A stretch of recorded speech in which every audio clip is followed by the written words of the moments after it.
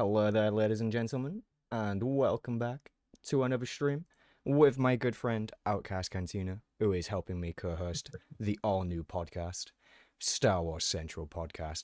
How awesome is that? An actual podcast for the YouTube channel after so long. Not even requested, but hey, we probably should do it anyways, right? I'm gonna get this music going. Viewers, please do let me know if the music is too loud, too quiet, too annoying, you know? That's something we can definitely fix. Welcome everybody. Welcome Vextelin, Wayne, Baked Potatoes, Otis One, Exiled Ranger. Hey, good to see you, Exiled. Very good to see you, actually. Hey. Positive sign to see you here. Hopefully you got my message from earlier on. So hopefully you'll be good within the next 30 minutes or so. If not, no problem at all. No problem at all. Hey, welcome Badfirst. Good to see you, my friend. Good to see you. Okay then, ladies and gentlemen, an all-new podcast from Star Wars Central with our co-host, Outcast Cantina. We're going to keep this very, very simple to begin with, because obviously not everybody knows who Outcast Cantina is just yet. You guys are familiar with seeing me, of course. So to make things nice and smooth, we're going to essentially just kind of kick this off with a little bit of an interview with Outcast Cantina. Some of you know him, some of you do not. And yeah. So we will kick this off with an introduction, I think. So Outcast Cantina, who the fuck are you, man? Why are you here? I am Outcast Cantina, and I am here because you invited me. That's true. That's a big part of why you're here, to be fair. No, we're here to talk some Star Wars, man, because there's a lot of things that have been needing to be said, good and bad. You know, there's things that need brought attention to. And that's kind of what I kind of hope to do, is just somehow push the community to, it's time to create. And, well, let's get to it. That's all I can say. I can dig that.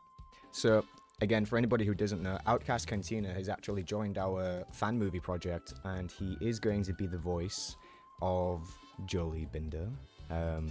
Very cool. If you haven't seen any of the snippets we've done already, you should definitely go and check them out. We even made a Jolie Binder Explained, which isn't necessarily sort of like the normal style of Explained that we do, but it was narrated completely in character, which I think is really cool, to be honest. It's not really something people do on YouTube often. No. Yeah, I think that's pretty cool. But yeah, since you do have a YouTube channel, Outcast, I think we should talk about that a little bit. So why don't you tell us what kind of ambitions you have with YouTube, and maybe what inspired you to even start getting on the YouTube grind?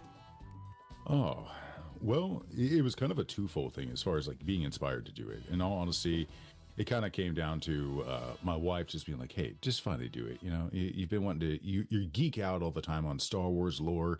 You're looking for people to like share it with and whatnot. And just that was the main thing I wanted to do, was to capture what we enjoy about Star Wars. All the debating, all the other stuff aside, I wanted one channel that was like just the lore, just some fan film things, just good positivity. Yes, I get a little spicy over in my comments section, but that's where that's for. You know, it's kept over there. The drama's there. But just really trying to send a message that, all right, look, you don't always have to completely knock on something. Like a lot of times my videos, I compare expanded universe and I compare, you know, the Disneyverse.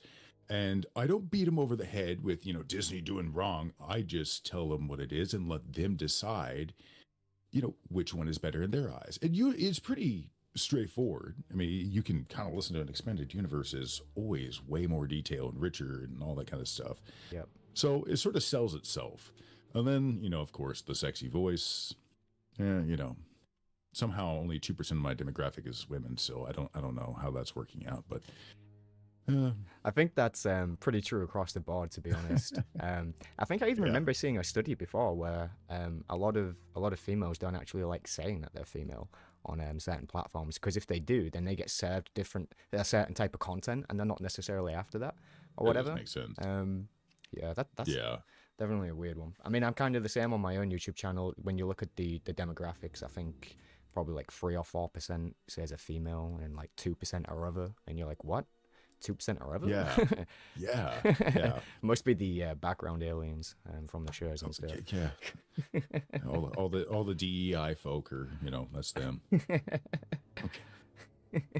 Oh, geez. Oh God, What we is? got there already. We only just started, man. Oh, well, thank you, Ranger. Thank you very much, Exiled. Love that. Love that. It is a really good Oh, voice, to be honest. And uh, yeah, if anything, I'll actually ask you a question about that. So your oh, voice, right? Like, how many right. questions do you get about it? Because let's face it, right? You have a good voice, even just a naturally speaking voice. Like, you must surely get comments from people like, you have a nice soothing voice. You know? I, okay. So something to explain about me is, all right. I take compliments very weirdly. Like I don't know how to react to them. I You don't will know. take this So, compliment. that's not exactly the point here. It's more of like, okay, so yeah, there's been a lot of times people have made comments throughout my life. The biggest one is, you need to work on the radio or something, and I'm like, Mm, that's great. How do you do that? Where do you go? Where's a radio station? I don't know. yeah. So yeah, it's been more of, people have questioned career path quite often, and I do, yeah, a lot of comments, but um, honestly, I just take it with a grain of salt. Yeah. I Fair enough. don't. I guess I don't see what other people see, but Mm, I'm beginning to and starting to utilize it a little bit. Hopefully, I can use it for something good. mm. Do you But think that you maybe ever find some frustration from that? Maybe like from the comments behind it, and you're like, well, maybe I'm not quite there yet, and it's not necessarily that easy. Because I suppose from the outside looking in, people might think it's quite easy, you know? it's, honestly, it kind of might be that. You do have to step back and go, okay, well, just because I have a natural talent doesn't mean I deserve any more doors open to me than other people, I guess. Yeah. Um, but you do find them. Like, in all honesty, looking back with the UC project, for that being my first project, that was a little overwhelming. Hmm. Like, I'd done small things, here and there throughout the game dev years and whatnot, little bits and pieces as we needed them, but never like sat down and done a dedicated role. Hmm. I had ambitions, of doing Vader and things like that down the road, but I was just starting to tiptoe into that. And then, hey, you can do a voice, and then, hey, I did Jolie's voice one night as like a joke, and then it just became a thing. And yeah, I just sort of fell into it. Yeah. That's all I can say. Yeah. Fair Um, enough. I mean, I think yeah. you have got like the immediate sort of talent to be brought into something, but yeah, I think it's probably fair enough to say that you're waiting for your big break, right? I mean, it doesn't I come am. to everybody, like obviously just so No. easily. Like some people have to grind for that view, of course. We're still grinding on our own YouTube channel, of course, on road to 100K and 1 million one day. You know, who knows? Who knows? But yeah, no, that's awesome, man. I know you have got ambitions to be a voice actor, like a professional one in the end. And to be Yeah. honest, I have a lot of faith that you can get there. Like probably in the next 10 years, if you really put your head down, get involved with some of these projects. I think I spoke Oh, about it before as well. Like there are like game jams and little different competitions and things that you could potentially join, even just to get your voice out there, like for an NPC on an indie game hmm. or something like that, whatever it may be. Yeah, I I think. think that's the level I'd prefer to stay, in the Yep. avenue I'd prefer to go. Like I've talked about it with you before about this. I think Hmm. it's like, if Disney were to come to me today, they're like, "Hey, do you want to voice Vader for the next 10 years?" I'd be incredibly honored, but at the Hmm. same time, no, Hmm. because of what you would make me do with the character. There's so many companies out there, like right now, Bethesda. Many of us would love to get on the next Elder Scrolls 6 or Fallout or something like that, but a lot of us won't even turn in our applications simply because of Yeah. the way they've been the last decade, what they've Yeah. put out. Don't want to be a part of it anymore. I can feel that. I can feel that. Like Has no beard, bird hey, face. it's fine to have no beard, bird face. You'll get there eventually. Don't worry. Puberty will hit you. uh, you know what? What about you? Why did you start this? Let me flip the page a little on you. Let's change the script up. Oh, you're flipping the script. Jesus, I wasn't Yeah, expecting yeah. that. Okay, why did I? In what context? Sorry. Why did you do this whole Star Wars channel? What is your mission? Wow, that's a good question. Okay. So my own YouTube channel originally was called SWTOR Central, completely centered around the game. And basically, the reason I made it was because I was struggling to achieve things in the game myself. And that would also be because of the gatekeeping that happened with elitists in the game. So because there was such a small population for the game, always has been, when it comes to getting into some of those end game progression stuff, it can be quite difficult to get into that crowd. They can be quite limiting and they can push you away, be very toxic. So I was like, you know what? Fuck that. That's kind of bullshit. So I'm just going to make a YouTube channel and I'm going to go through all this stuff and I'm going to teach everybody how to do it. I'm going to find out all these things, how to do it, teach everybody else how to do it, teach everybody how to make their own operation groups, how to communicate with other people, how to do the raids in certain modes, how to get your gear, the best way to do so. It was just so wild to me how much information was like purely gate kept, and when you actually looked at the websites, there wasn't a lot there. Like there would be places like Dolphy. You probably remember Dolphy, right? Oh wow, I forgot about that. Yeah, like Dolphy.net. That was a great place, but it was few and far between on what you could find, where you could find it, and how much you could trust it, and how new it was, you know? So I really wanted to fill that gap, and I was motivated purely because I felt rejected by the endgame community that was already there. Because it's like that meme, right? You've seen that meme of Obi-Wan Kenobi when you're playing an MMO and you're trying to get the gear, but they won't let you in because you don't have the gear, and you're like, well, that's why I'm here. Like, Yeah. So yeah, it was bad there for a while, especially on the PvP end. Jeez. Yeah, so I kind of made my YouTube channel with that in mind. Just what I didn't expect was for a community to actually be built from that, and just since then, that's kind of all I've done is just built on top of that community, posted what I felt was cool. Eventually, we actually did some videos called Beyond the Walls, which is just exploiting the in-game mechanics to get past invisible walls and into areas where you're not necessarily meant to be. And that just kind of blew up the channel as well. You know, people really like the fun stuff like that. Yeah, so it's been a cool ride, to be honest. Been a pretty cool ride, and yeah, cool. Well, here's to 100K. I'm hoping I'll break like 10K in the next year or two, but it's definitely doable, man. It's doable. I wonder who will hit their goal first, you or me. Mine's like seems simple, 10K, but people don't understand what it's like to start off in the algorithm. Yeah, it's really hard to pick up that momentum, you know? Like once you've got that momentum, you can kind of push it out and keep that going and get comfortable with it. But yeah, it can be difficult at the same time. You've got to really grab that opportunity, you know? Like by the balls the moment you kind of see your studio blowing up in statistics. You're like, okay, now is the time. Now is the time to upload everything. Yep. And, you know, really get this community going. Which you did. Yeah, well, I appreciate that, man. I appreciate it. You will do the same. You will do the same. You have a great personality. People will come. You know, you build it, people will come. If you do it, people will watch you, man, and I have every confidence in that. Yeah, I was just going to say as well, if you see anything in the chat, if you see any good questions, you're more than welcome to just sort of bring them up immediately. Hello, Levamp. Did I say that right? Levamp? Levamp. I think so. Yeah, Levamp. Zero System. Why did WoW elitists came to SWTOR better and found it come too easy? Yeah. So we need to get Birdface in here someday. He would be a good one. Yeah, I've already invited him. Him. We're just gonna have love you, Birdface.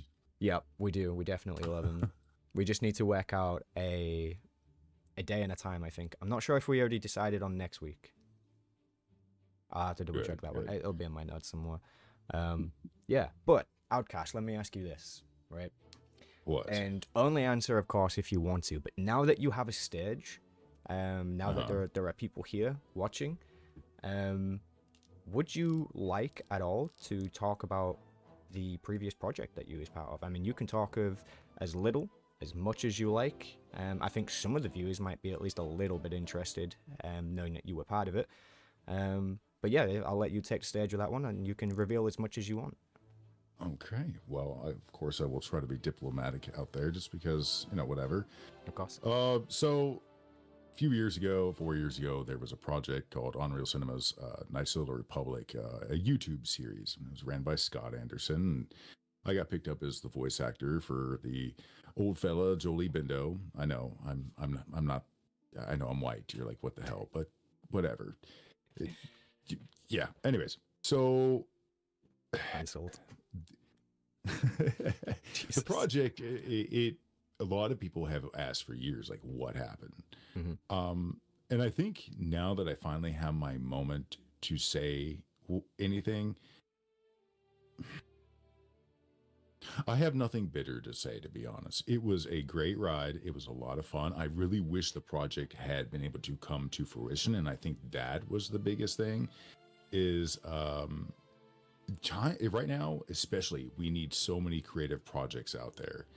And with Disney going on and off again about, you know, a KOTOR remake or not, and considering all of our fears as to what they might possibly do to it, it would have been nice. And I think this is where what you're doing will be incredibly nice, is that and this will preserve what the story was to the fans before it all gets changed, or, you know, whatever they possibly do to it.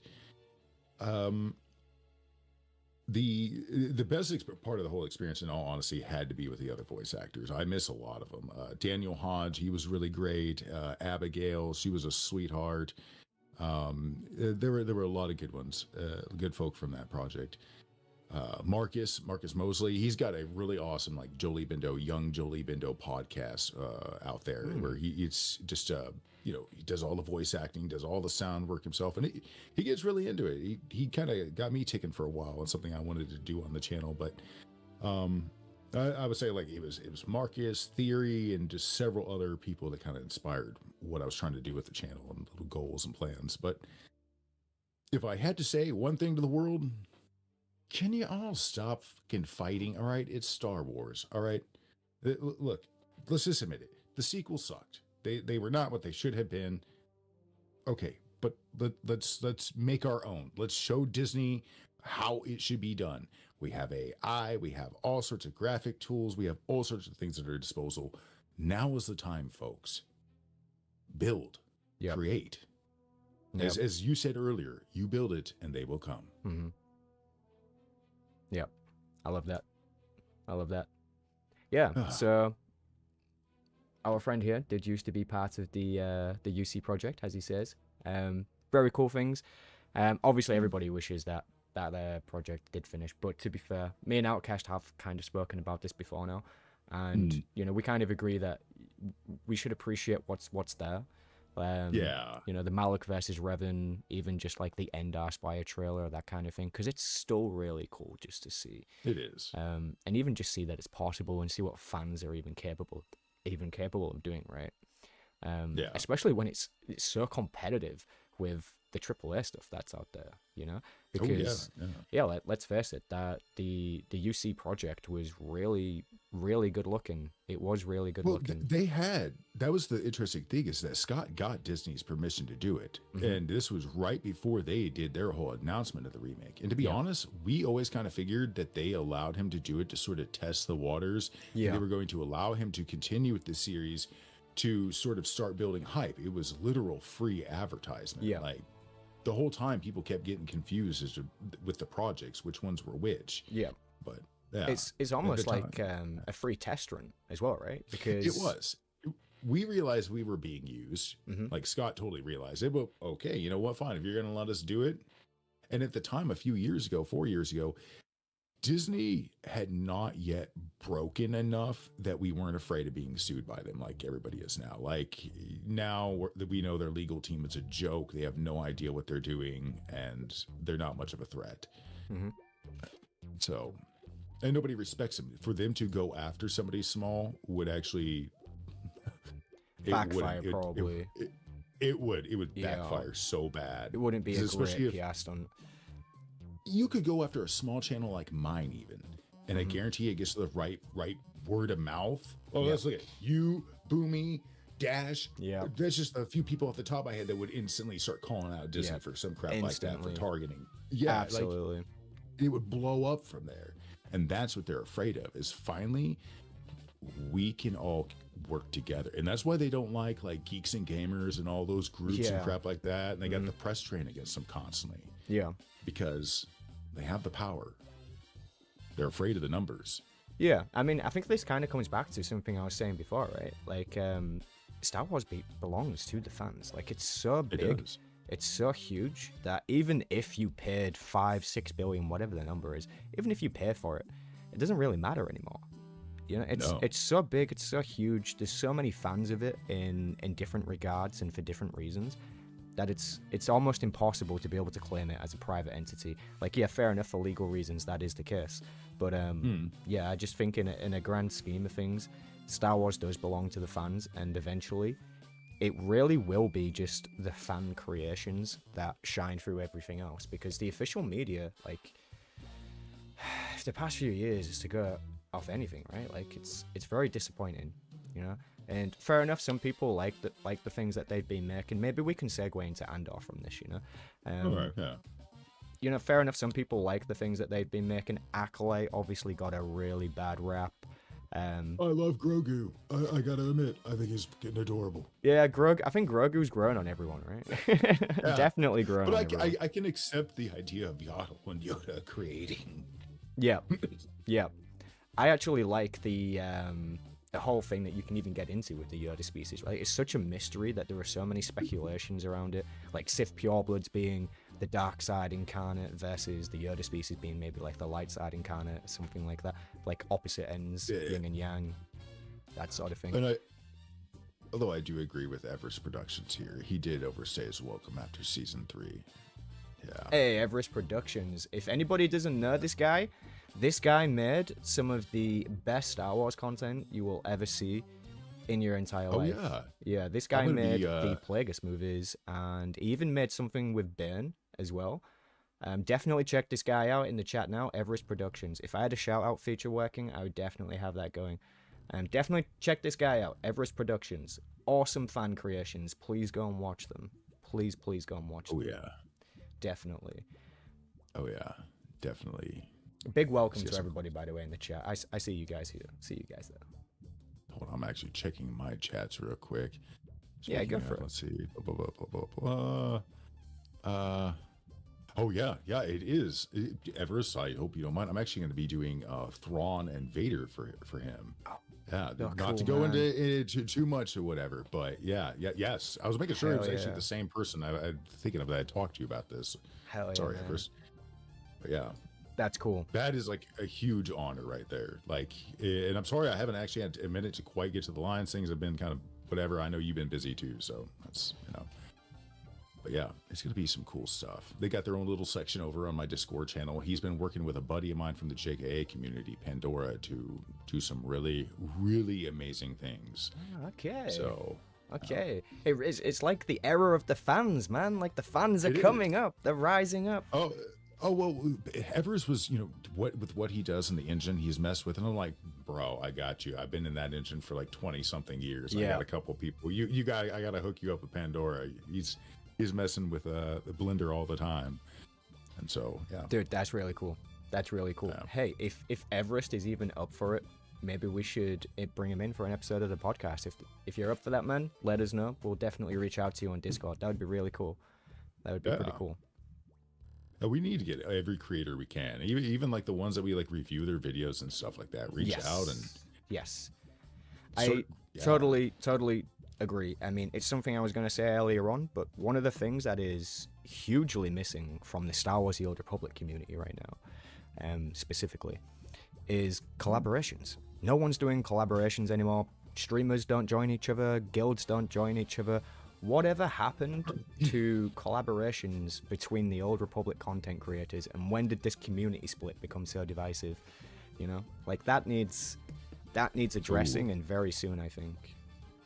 Ooh, yeah, Everest. You know what, Everest? Let's do this a second. Pandora, this is your shout out. This is your moment. You are a badass dude. You do a lot of cool stuff. Like, keep up the good work. And I actually do have a clip out there on my channel, Mystic, of me doing Valkyrian. Sounds a bit more like an African Valkyrian. I don't know why. I don't. What is it with me and black voices? What is wrong with me? You're right with me. I don't know which way it goes, but something. I don't know. Who knows, man? Hey, if it works though, it works, right? Like, that's what being an actor is all about. Like, if you fit the bill and you can do it, then you do it. It's really that simple. It really is that Reverse simple. Michael Jackson moment. Definitely. Going to do a whole community. That's really good to know, baked potato. It would be good to have just more community things happening. I think with the Old It Republic. would. Yeah. It would. You know, here's the thing: is so many amazing things can be done with SWTOR. I mean, um, Breaking especially if you're news. messing with, Sorry. especially if you're messing with the assets a little bit. I think when SWTOR eventually passes on, which they will in the next, let's just say 10 years, somewhere in the next 10-year frame, what will be really important about SWTOR will be the lore. And that's where channels like yours and really on okay, this is going to sound shameful. Don't get me wrong, I like Avira and all the others, but it's always been your channel I've gone to for information, not just like what was going on in SWTOR, but like how to play. Mm-hmm. So yeah, and the lore as well. You kind of covered all three bases. So yeah, it's. But what we'll be able to do with that later on with the assets, what we'll be able to capture and kind of. I don't want to say anything because there's things that you can't say technically without whatever, but you can do some cool stuff later on down the road. And I do wonder if this game will go the way of Star Wars Galaxies, to where they allow us to emulate it. But yeah.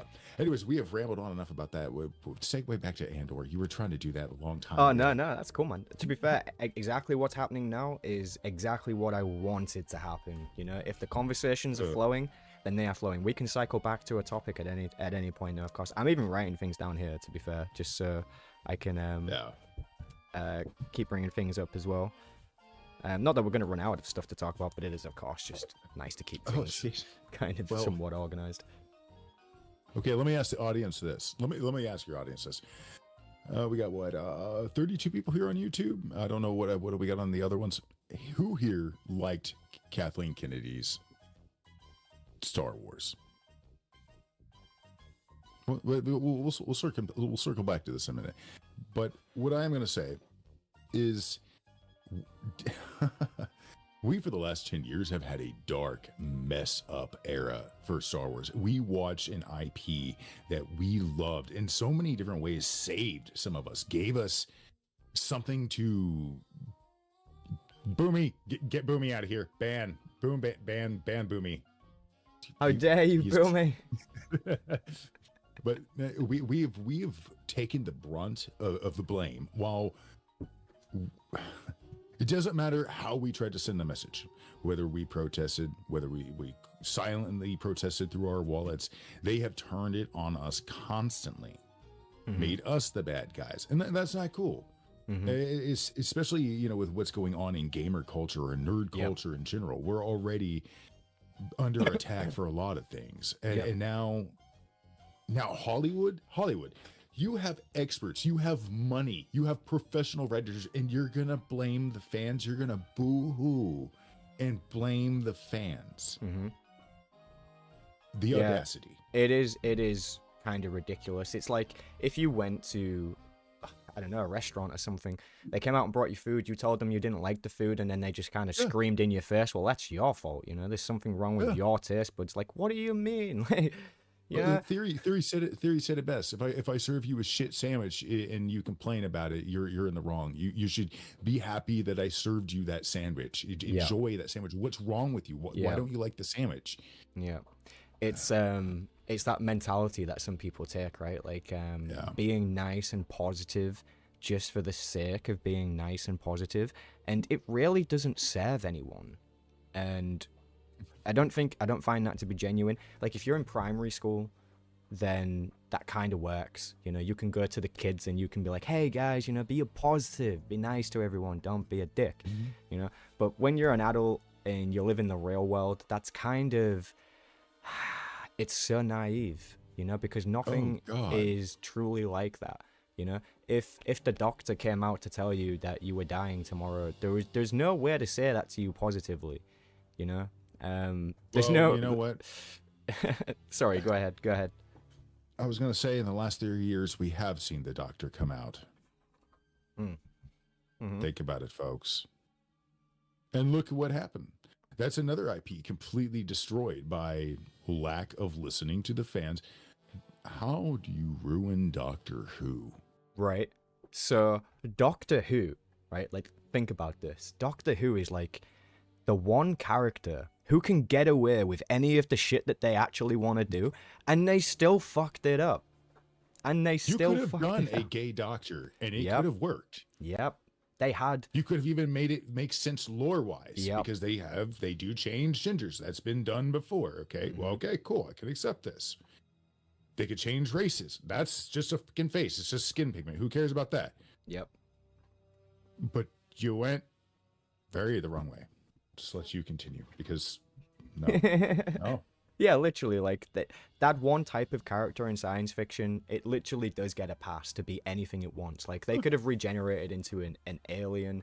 Obviously, they're already an alien. They're a Time Lord, of course. But, you know, they can be literally anybody they want to be. And as long as you write that in and make it work properly without virtue signaling, without pandering to a niche, without trying to say, hey, we're trying to represent this thing, even though your politics directly tell you not to do that.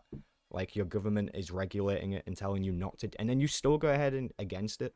Like, I find that really, really bizarre. Yeah. Really bizarre. And to be fair, it's a testament to everybody's own free speech, because if you were to do that in China, you know, Yeah. knock at the door, like, you know, they're coming. Sorry, You know Pooch. what? I didn't mean to set you off, Pooch. That's my fault. I knocked on the desk. Oh, I thought you mentioned China and your dog had just freaked out. Could you imagine? Could you? Racist dog. Yeah, Like, what do you? we haven't got that far into training yet. Jeez. Oh my. But no, That's tomorrow. it's you what was it? Hold on, I got to go back up here. Birdface absolutely nailed it a minute ago. What was it he just said? Scroll up.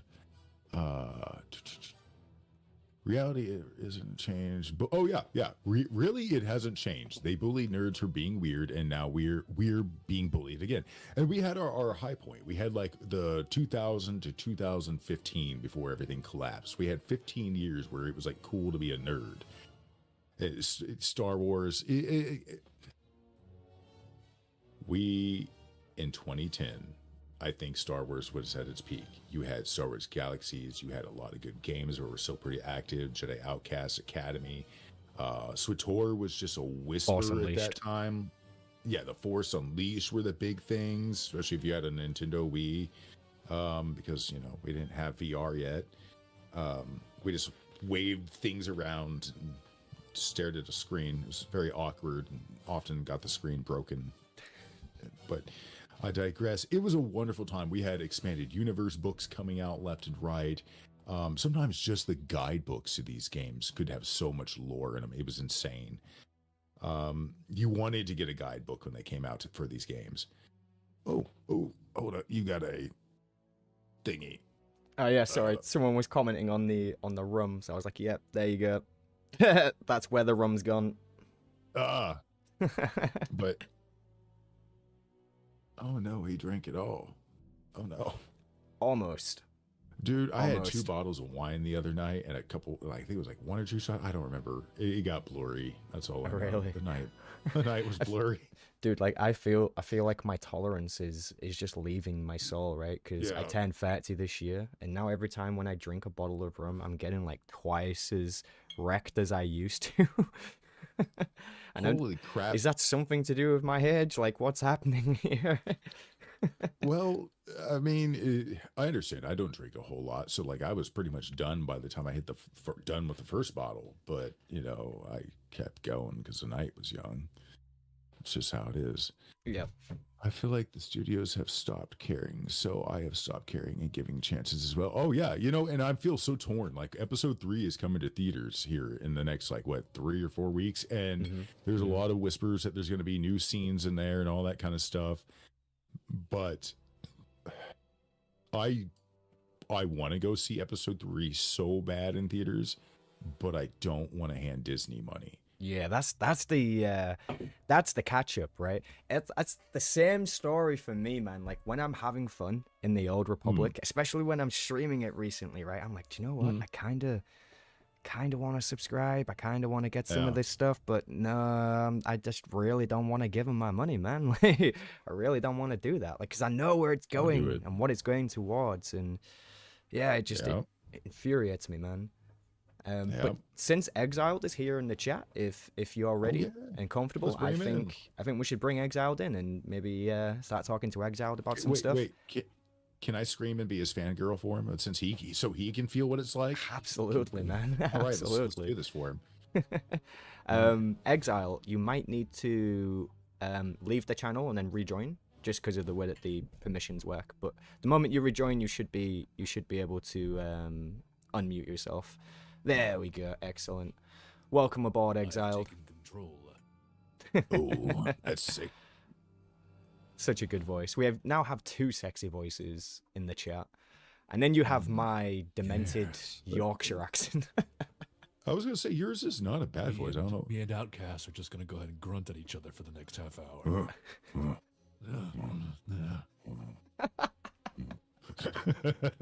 While Sam just sits here awkwardly. I love that so much, No, man. no, it's his kinky. He likes it. Oh, well, welcome, Exiled. Yes, hello. Glad to be Oh. here. Hello. Definitely welcome, Exiled. Always good to see you, my friend. Likewise. You guys should know Exiled. He's been around in the community for a long ass time now. I don't think I could tell you exactly how long, but it's got to be at least 6-7 years, you know, maybe even longer than that. So this guy's OG. I've practically grown up with him, you know, let's say that. Yeah. I was here back in the days of the Bieber cut. That's how you know. Oh, There we go. That's a long ass time ago. Also, And that how intro dare you music that mention we that. heard at the beginning of the stream, like that was the channel's music. Yeah, man. Like I intentionally put that there. I was like, there's no way we can't have something that's just true to the channel.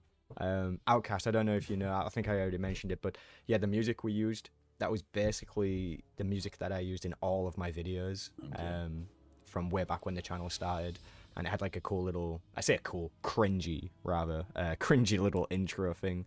But yeah, it's just cool. Little callback to that. Lots of videos of opening command crates, hoping for something nice. Oh God, don't remind me of those days. So much swearing in one video.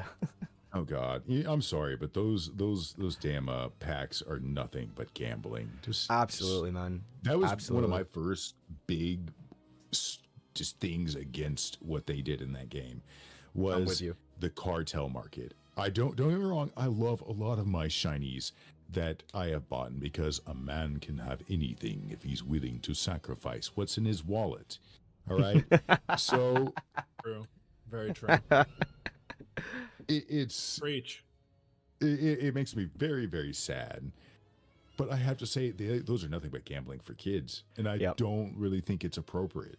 I Yep. think packs and pay-to-play kind of loot like that needs to be removed from games. And this whole idea that they've been whispering the last couple of years that they actually want to go further and push advertising even more in games, no. I can understand, like, you had a game like, say, I don't know, something that's like futuristic and has okay, if you had like Coruscant and you had some hollows and whatever, you get creative with your ads and that as I'm flying through, okay, I can deal with that. But don't you dare like pause my game and make me watch an ad while I'm playing. I swear, if that kind of crap starts, I'm done. Yep. Did you Yep. hear that apparently there's a bunch of rumors going around that when Kathleen Kennedy eventually does step down, they're thinking of Andrew Wilson for the replacement? Andrew Wilson, I'm not familiar with the name. Yeah, I'm not So familiar Andrew with that Wilson name either. is the CEO of Electronic Arts. Ah, come on. Wait, Come wait, the on. one- no. What are you no, doing? no. Why would you go through one gate of hell right into another and just drag out a different demon with a different set of horns on? Time Like, to introduce the fella who runs FIFA Ultimate Team packs. This will go well. Oh, dear God. Somehow Yeah. they will work pay to play into movies. oh man, Somehow the microtransactions return.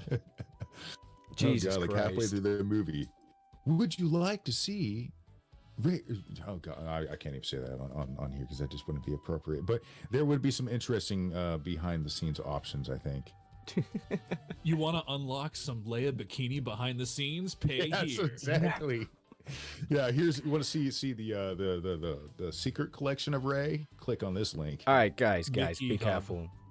Somebody's watching from here right now, and they're writing this down. Okay, so Oh yeah. be careful. Be careful. We're giving them ideas. Absolutely. Hey, since we have Exiled in, we could potentially do a very small interview of Exiled. Do you want to do that? Yeah, do it. Hot seat. Are you down for that, Exiled? Yeah, sure. Excellent. Did you want to fire a question, Outcast? I don't mind taking the lead on that if that's what you want me to do. I will wait until you're finished. Not a problem. I see how it is, Revenkist. I joined the podcast, and like 2 minutes later, you're gone. All right, I understand. That's brutal, man. That's brutal. Exiled, why don't you perhaps tell us all a little bit about yourself? Because let's face it, you are also pretty cool. Also have a very sexy voice, and if I'm not mistaken, you do also stream on Twitch. I don't know how often. I know that you used to. Oh, I haven't streamed on Twitch in ages. Oh, okay. Fair enough. Well, for anybody who didn't know, Exiled did once stream on Twitch, and when I stumbled across his Twitch stream, he was just humbly playing Lord of the Rings Online. And let me tell you, right, even though there was a small amount of viewers, this guy went 110% in for the entertainment because he was singing. He was singing in a beautiful singing voice to everybody watching him. And he wrote just these incredible Lord of the Rings tunes and making it funny as well. Like, this guy is such a hoot. Like, if you don't watch him in any capacity or even know of him within the community, then you're doing it wrong, you know?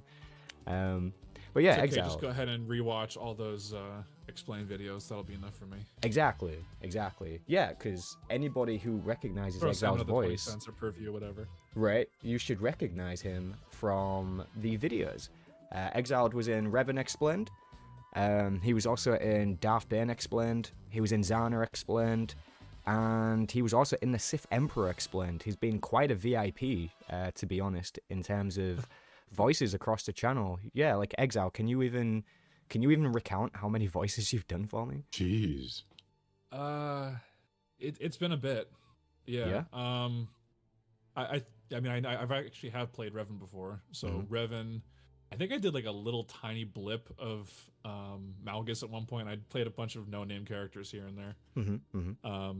Yeah, I've been all over the place on that side of things, but it's been nice to kind of just see the channel kind of ebb and flow and how it has its focus too. So it was cool to kind of just be a part of that. Yeah. Honestly, not gonna lie, man. A lot of those videos have been the gateway to some of the success of the YouTube channel, even just now. So yeah, like you're a huge part of that. Glad to help out. And even to be fair, man, like I know it sounds kind of weird. Like sometimes I go back to the Revan Explained video just to admire your performance in there. Yeah, making me blush. Absolutely, man. Well, it's well earned. Hey, while you have your stage exiled and while you're here, is there anything that you would like to say to the viewers? Anything you'd like to reveal? Not right now. I'm secretly working on something in the background that isn't really ready to be shown to people. Okay. But okay. It has something relating to Ashes of Creation MMO. Okay. So I've decided to lean into my full choir nerd levels, and I'm basically writing a Broadway show. So that's kind of what I've been doing in the background. Right. But, that's not necessarily something I was expecting to hear. No, that's for sure. Yeah, in terms of like voice acting, I tried a few parts here and there, but nothing to announce as of right now. Okay, except for the awesome, thing that you're doing right now. So of course. I mean, to be fair, you've even yet to get to show off some of your own things with that. But let me tell you, like when it comes around to that, that's probably going to be some of the most popular stuff on the channel. Like, let's face it, it's Revan. So I mean, it's Revan. No, of course. Yeah, probably. But yeah, it's really cool to have you here, Exiled. Yeah, sure. Glad to be a part of the project in some capacity. So it's always good to have you on board. I'm Now, even just totally happy to keep you here in the podcast for the rest, just while we go through things. If you want, I'm happy to keep talking about things with everybody here as it is now. And there's probably no need to continue with an interview, to be fair, because I think people really do know who you are. Even Badface is a little shocked. He's like, "That was Exiled? Holy crap, dude!" Like, yeah, that was Exiled, man. He's really. It's funny how really cool. A now below average MMO is what binds us. So pretty much, yeah. Man, there were so many really cool development plans that they had at one point, at least according to rumor. And it's funny how like a few of those things kind of got folded into Kodfi and Kotet, but like none of it actually reached its full potential, unfortunately. Oh, geez. Yeah. Just look at what they originally planned with guild ships and then what they actually be pointless. Oh, I think you've just skipped a little bit there, Outcast. I didn't quite make out what you said. I said, just look at. Oh yeah, I can see my webcam lagging bad over there. It's sort of like what they did with guild ships. They originally were supposed to be able to do a lot more. And then they just scrapped everything. What's the point of it now? Yeah. Okay, this makes me mad. Can I just go off on this for a second? Go for it, man. Go for it. Galactic Starfighter might be the most disappointing thing in any video game ever for this reason. So, you had the ultimate game mode in front of you for an MMO, and you just threw it in the garbage. So you could have had the top 10 guilds, right, in the weekly conquest. They all vie for power to actually nominate the winner of the week. But, you have your points, whatever, your point system, who cares, whatever. It's a grinding system. It's a way to get people to play the game, continuously log in, constant login system, whatever. Who cares? But you could have had the top 10 guilds each week compete at the end of that week in a massive space battle where each guild uses their flagship and then has 2 frigates at their disposal that you see in the cutscene every time you go to that stupid flagship, and you get to launch your starfighters out from that flagship to actually engage in Galactic Starfighter PvP. And it could have been massive. You could have actually had them fighting over a planet or some sort of, planet of the week or whatever, instead of having like planets to choose from. And then what you have ends up happening is you actually have landing craft, you have your PvP battles on the ground. Maybe you just use Novair Coast, who cares? Or one of the other arenas, who cares? But at least you're actually engaging a guild in a battle that's worth it, that it actually counts for some level of clout, instead of just people mindlessly grinding crafting week after week, setting up queues of crafting. Oh my goodness. When I got into Sanctuary and saw that literally all they would do is they would queue up like 3 billion different crafting, queues, it was just so boring. Talk about a waste of a system, but the conquest system just annoys me. Yeah, it was a complete waste. Yeah, and originally the whispers were that they were supposed to be able to battle and do different things, and they never did it. It's this gets me into so many people right now. A lot of the normies are so excited and so happy about look at the texture overhaul and all that. Now don't get me wrong, when it comes to the characters, yes, that is all new work, but the majority of it for the worlds and whatnot, that was all done back in 2012. If you played beta or alpha, the textures were already 2 and 4K. It was that EA pissed off the company over in China that originally designed the textures, so they only released, I think it was like the 512s and down to them, which is their size or resolution for those of you who are Whoa. That's kind of huge, actually. So, are you saying that there is genuine evidence to imply that they did indeed have these textures they might even be using now? They had them as far back as 2012. Is that what you're saying? They're the same textures. I can tell you, as somebody who's seen them, looking at them, especially when I'm on Tython, that's the exact same textures that the game launched with. They just weren't allowed to use those for the last 10 years. And that was, if I remember back then, that was the timeout on the contract, was 10 years, which would be 3 years ago or 2.5 years ago when they started this whole quote unquote project. They don't have anything. My thoughts are behind the scene. There is so little left on the actual board to actually put out. That is why they keep doing stupid things like date night and things like that. I think with the writer's strike and everything going on, there is nothing. The thing that really ticks me off is that when they speak about graphical upgrades or whatever, you talk about like the biggest leaps the game has taken, and without a doubt, it's definitely into Kotfi when you actually see an increase in visual fidelity. mostly because of lighting changes, but also because of the fact that they're recording a lot more animations for characters to do. Because you know this, if you go back and play through any class storyline, you will see the exact same gesture 10 billion times by characters in different scenarios where they're not even doing the exact same thing. It could be two different, basically social interactions, and they just use the exact same animation. That classic hand gesture with the circling and the classic leaning back onto something and putting your arms folded. It's the exact same animation. Or the walking backwards into the spin animation. Really casual. Yeah. Now, don't get me wrong. Some elements are new, like the models for the Koromon statues. Yeah, those are genuinely new. Some things have been upgraded and whatnot, like these bundles, like all those new Imperial banks and whatnot. Now, those are actually kind of cool in my opinion. I'm not going to blow the money on them, of course, but they are kind of cool. I'm glad to see certain new themes for guild banks and whatnot. If that was in the season pass, would be cooler. But yeah. Yes, exactly. Right. Let us earn it that way. You know, you put it in time, you get it that way. Stop asking us for money when you're not really giving us the quality of life that we want. Yeah. I mean, when your entire gaming sub just turns into a battle pass, like it's not like you're even getting a new battle pass every time you pay. Yeah.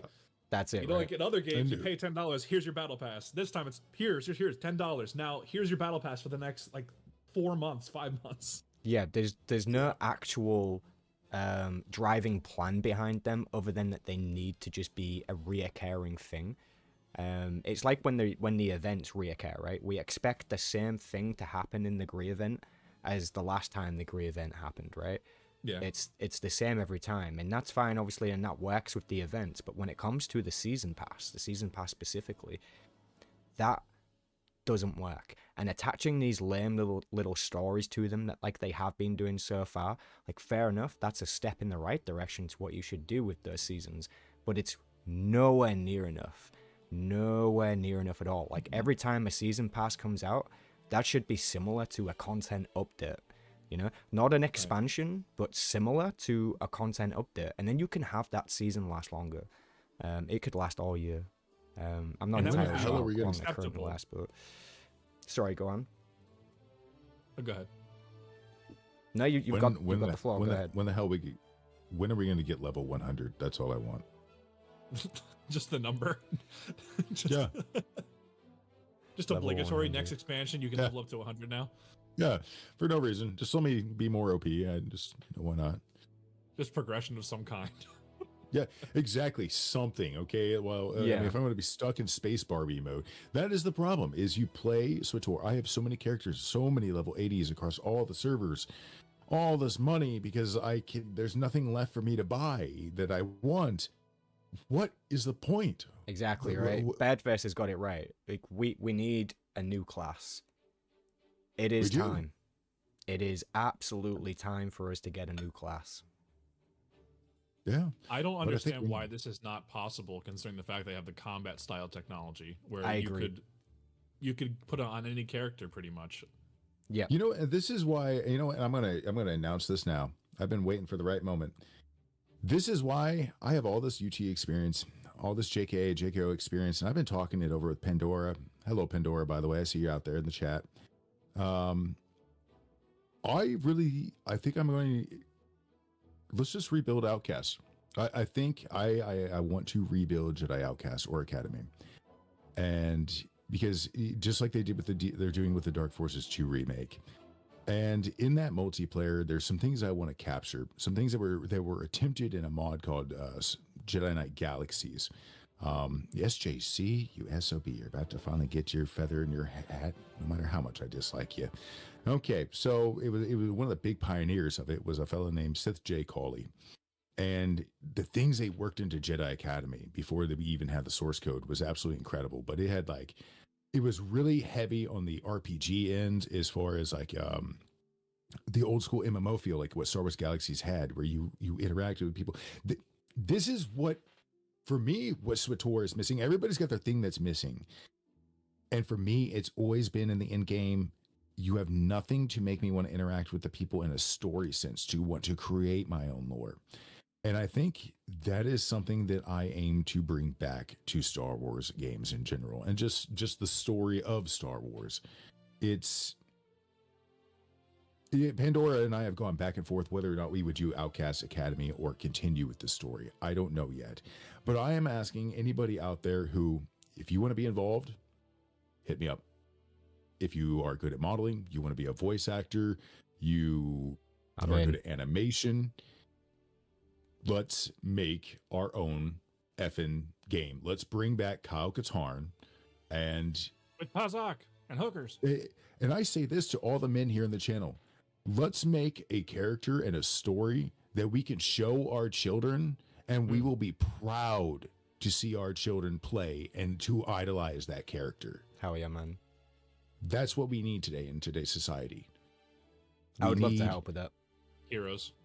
We need heroes, classic heroes. Like yes. Indiana Jones. Like right now, that is one game I can absolutely say I can compliment.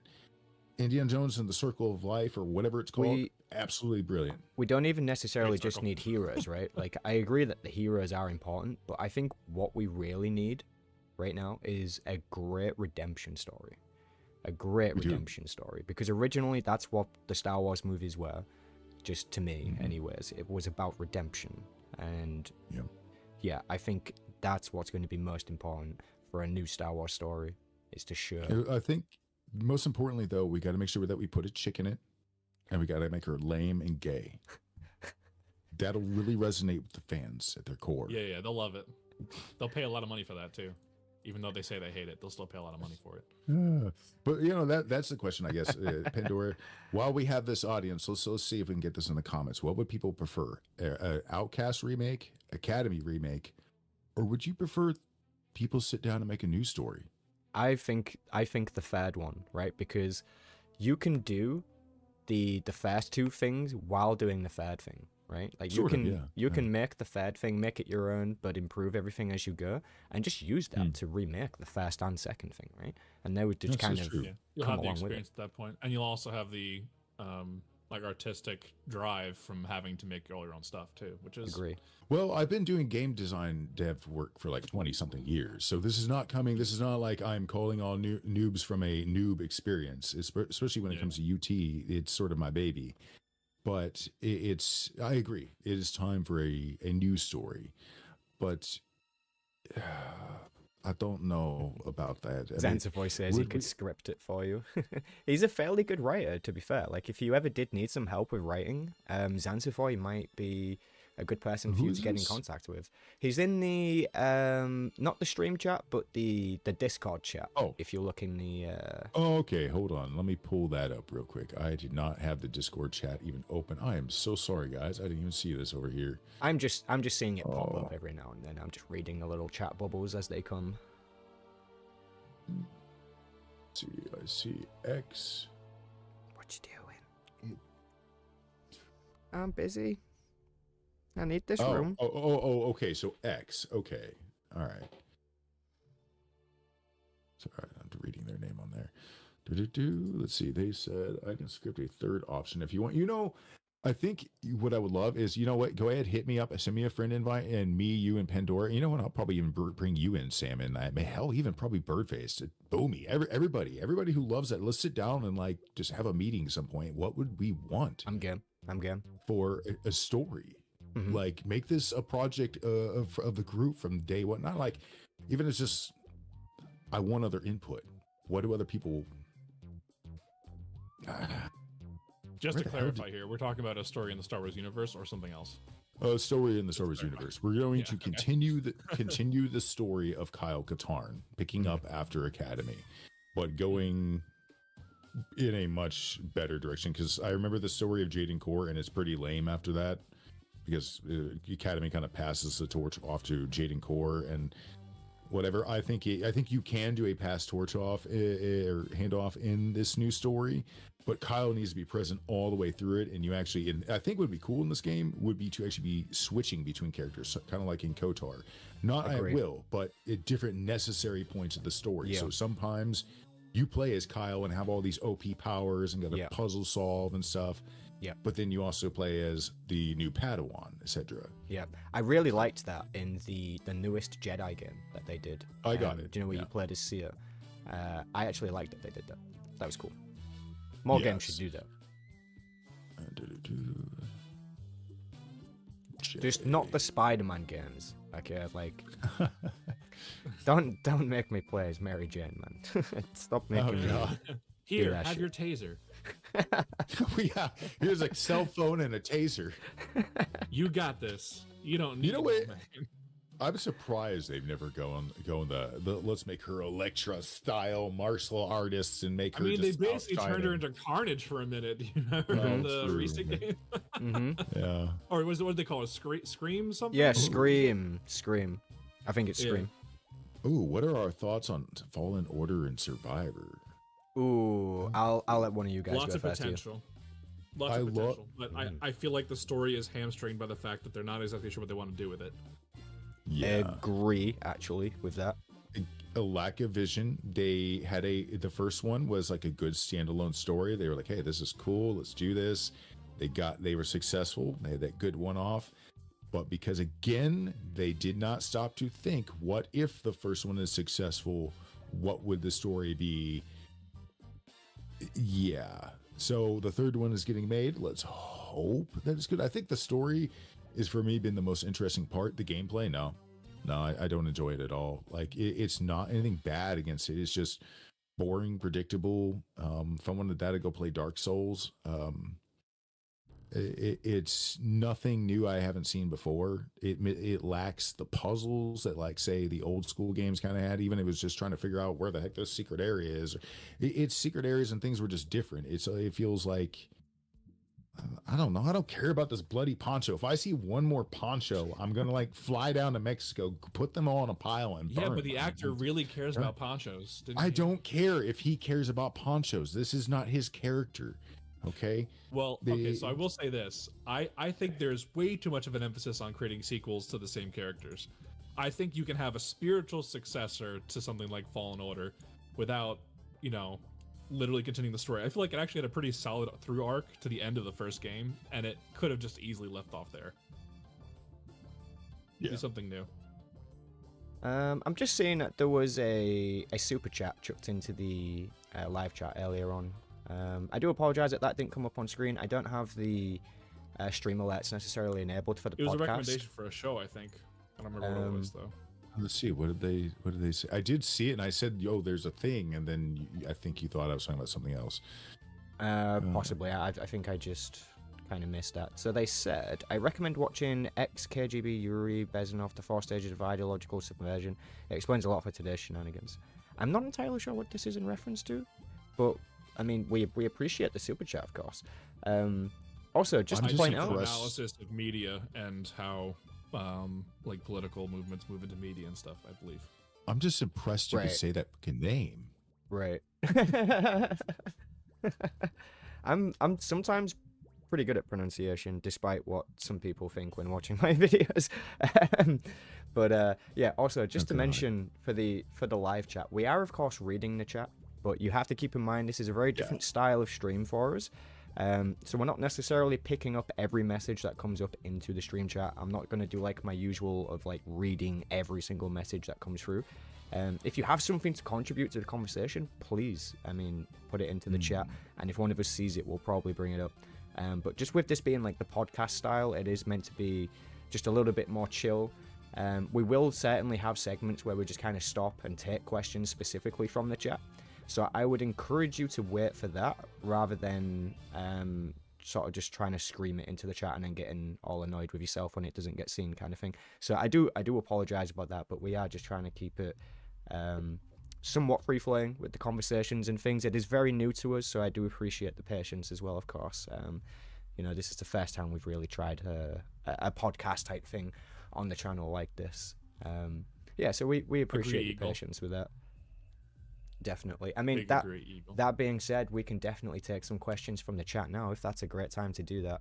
I think Everest is actually in the chat for Discord. I think he had a suggestion for you, Outcast. Oh, Everest? Sorry, what did you say? Sorry, my ear was hurt. I don't know why. I think Everest suggested child of Cal-Catan or marriage. Yeah, he said, how about a daughter of Catan? And I like this actually. You get your main female lead in there. It'll work. The studios will actually back it. You know what? That's the thing. We would show them how it's done. Right. Show them that we do care, and it doesn't have to be over sexualized. Although I do think they should be beautiful. I think again, customization, whatever, blah, blah, blah. Whoever's image we use, they'd have to be okay with it, whatever.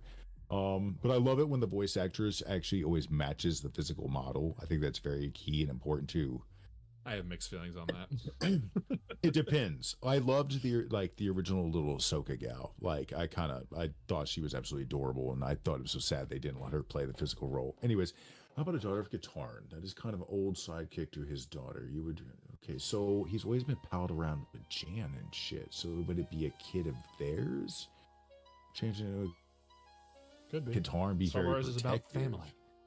Yes, and it always yes, that is kind of true. Everest, we definitely got to invite you to the combo. I think this is a good kickoff point, really. Cause, at least a good thought. Like this is, yeah. We can bring them into the conversation if that's what you want to do. If they're happy to do that, I think they're here, aren't they? So. No, yes. I'll wait for confirmation from that. Oh, he's setting up his mic. Okay, cool. What I need to do. I do got a dip, but I just want to say thanks for having me. Do appreciate it. No problem at all. See, man. It was awesome to see you, man. It was awesome to even speak to you. Likewise. And you take care, man. Hit me up anytime, man. Will do. So I just need to give Everest the mod role just temporarily. So please don't go around setting the server on fire. You should have to leave the chat and then just rejoin, and it should allow you to unmute your microphone and such. And you're free to just join the conversation whenever you're ready, my friend. Yeah. Hey, Dread is raiding us. My guy, I do apologize that there's no alert popping up for you right now, but I can only appreciate you raiding me with 108 viewers. Jesus fucking Christ. That's a lot of people. Wait, I gotta go check this out on Twitch. Where? Okay, welcome. Welcome to everybody who just came across from Dredge stream. The bearded gamer who plays PvP while drinking alcohol, the absolute legend, I might add. So big welcomes to everyone who's arriving from Dredge stream. Go ahead and press that follow button for the Twitch channel. This is the new Star Wars Central podcast, which will be going live every Sunday now at 4 p.m. Eastern Time, roughly. Hosted by myself and my co-host OutcastCantina here on the screen. And we're currently just talking about some cool fan-made stuff. We're about to actually talk about one of Outcast projects that he's got going on. So yeah, without further ado, I'm just going to let that conversation continue, and welcome everyone. Well, I guess it's not really got going on. It's just starting. And yeah, for those yeah. of you who are new to the whole Twitch stream, I am OutcastCantina, the white James Earl Jones, and we are talking about. You know what? I have 20-something years in game dev, specifically in the UT engine and different, especially in the Jedi Knight Academy community. A lot of people know me over there as Angel Modder. It's. I have been wanting to for a long time just say screw it and make the next Jedi Knight game, and I'm going to do it. And so, like I was telling everybody else, we're putting a call out to anybody who's a modeler, voice actor, anything and everything. You want to be involved and you're serious, hit me up, reach out. There's plenty of different ways to do it. And makes mine. Oh God. Oh dear Lord, Dread. I was just reading that. I couldn't help but laugh. I could help. I couldn't help it either. Oh no. Yeah. Oh, that's how do you think I got this thing? You know, but it's time for the fans to start creating. And you know, some people go into fan film and stuff like that, and I want to do that eventually, but my heart has always been in gaming. So we're sitting here now with Everest Productions going to start talking about the story, what we want to do for the story. Well, it depends on, do you want a sequel? Like, do you want... I think you need to be smart. A few criteria. It needs to be able to be 3, possibly. You need to plan for 3. Don't make Disney's mistake. So, and actually in some ways, this kind of loosens it up a little bit. So you can kind of, even if it's just one story that can be stretched out to 3, then you can concentrate on the gameplay and things like that. Like if you look at old school Mysteries of the Sith, Dark Forces 2, you had snippets of story, but then the places themselves, the levels were also continuing on the story. There's going to be elements of the game of gameplay that I think will fill in the gaps, but let's not mess up and plan for at least a sequel. And I think what you said earlier, it needs to be about, or what was it, Exile said, it needs to be about forgiveness. Like, I was talking about it being redemption, if that's what you mean. Redemption, yes. Redemption, forgiveness. And, it's okay to borrow the original old school hero's journey, but I definitely want to, if we did a two-parter, I want to end on a twist.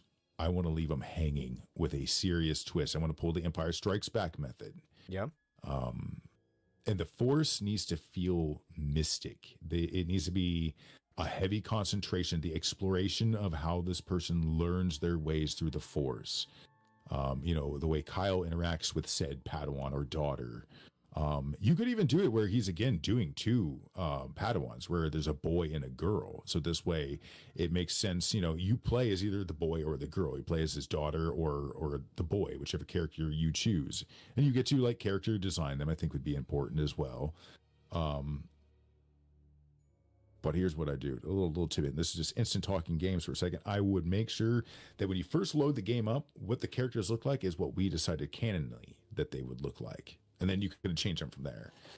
But going with this, the story needs to be extremely Kyle Katarn centric. And we need to really make sure that we look at what happened after Academy and go, okay, we're saying screw the whole Jaden Core story because that's boring, whatever. Everybody knows he eventually blah, blah, blah. I think, I'm going to shut up. You guys go, because I've been. Ah, man, you were cooking there. That was very good self-thought. Going through it, sort of planning it in your head. That's very good. Oh man, in the frying pan. What I would do was, first of all, I would set the narrative. You say, you can pick your gender of the child. Here's what I would do. I would.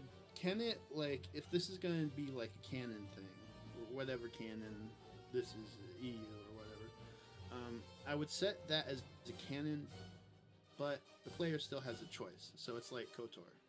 Because usually KOTOR, it's a male, Darth Revan. And then with, KOTOR 2, everyone agrees it's a female, the Exile, so... Right.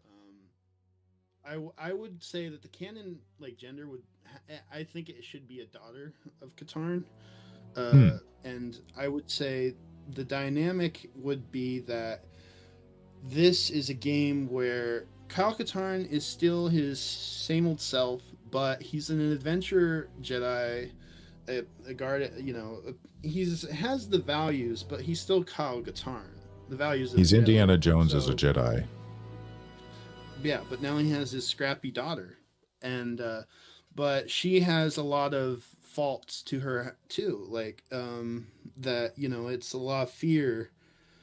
Kyle has a lot of fears, is she becoming too angry, or is she becoming too, is she gonna hurt herself doing all these missions and stuff? And she has faults, and that's what a character should need. She shouldn't be overpowered. But if we do I think the best thing you can do is do a switch up where you can play as Kyle Katarn in some levels and then his daughter in some. And it's clear that Kyle Katarn is the more, he has a different play style. I mean, it would be OG Jedi Knight with the Force abilities maxed out with Kyle Katarn. And then you would kind of have let's go with a scavenger blaster. You get a blaster with his daughter, but she has her abilities of her own. So 2 gameplay dynamics. That sounds fun. And, so what kind of enemies or villains would be present sort of in this era? Because I think you guys are going to be a little bit more specialized in this lore versus me. I'm much more the Old Republic side of things. Definitely. Let me examine real quick exactly what year we would be dealing with, because if we want to skip the whole, because there was a way Academy left off, which was actually on a cliffhanger, and was never concluded. But the story is out there. Like it kind of sucks, to be honest. So in all honesty, I don't think anybody would even care to skip that, as long as, you know. But again, we'll get the feedback in the comments and all that kind of stuff down below at the after this and whatnot. Especially if this video, you know, takes off or whatnot. We may even run some polls, and that might be a good way to go. But I do like the idea of mixing the gameplay, Kyle's style and then her style, especially if we let them choose their lightsaber, like, you know, original, whatever. And I do agree, it needs to have possibly even like multiple endings depending on how you play. But yeah, there's one canon way, and then multiple endings is, to be fair, pretty safe, and players do like that. You know, because it gives them a reason to go through it again and just see how it could end. And, you know, there's nothing wrong with even having, like, a canon ending. Like, especially if the character originates as a light side character, then typically, whatever light side ending happens is the canon version of that, right? Also, Dread, that's, we have Everest Productions in as a current guest. That's not Birdface talking, but I understand that they do sound a little bit similar. Okay. Do I what would we somewhere name her? Yeah, you sound a little similar to someone else we talked to, don't worry. Naming them? Ooh. Yeah. That's your other man, my friend here. You take that one. Ray? Ray? No. I think we've had enough of that. You know what? I would go George Lucas. I would call her Kira. Yeah, that's a nice nod to her. Yeah. No bad. You know what? And I'll even have it to where, like, when there needs to be some sort of a bit of line and dialogue where she asks, you know, her dad, you know, Kyle, where did you get that name, anyways? You know, because I think Jan definitely is or should be dead by this point. I know she dies later on, doesn't she? Anyways, but you brought up an important question with the enemy, but I think an interesting bit would be to have a subtle nod to where he just simply comments that, you know, the name was from Luke, which, you know, and shared with Kira and all that kind of stuff. But I think the enemy, well, it depends. I mean, do you really want to stick expanded universe and really delve into what could have happened? Because we could get into some use. I mean, we could be getting into, hold on. Let me check this timeline. All right. So we had Jedi Academy. That's after the Vong, right? Yeah, it's after the Vong. Okay, not the book series. Jedi Academy, the game ends when? Just so I can get the exact. 14 ABY, and the Vong War started when? Again, I'm never good with the dates. 25 ABY. So actually, I think it could depending on how lead creative into it. you wanted to get with it, you could bring in some interesting characters, like even the Rakata, right? Like if you wanted to do that, surely. And there are 11 years between Jedi Academy and when the Vong arrives. So Kyle would be a little older. He might have a daughter in her mid-20s. Jan would be dead. Kyle would also, this is something a lot of us men would relate to, is that sudden bit of, he's still a man. He's still, you know, especially as a Jedi, 60-something years old, ain't that bad, you know, whatever. But he is starting to slow down. He is starting to feel a little winded. You get those sort of Indiana Jones moments where he's like, holy crap, man, this used to be so much easier when I was younger.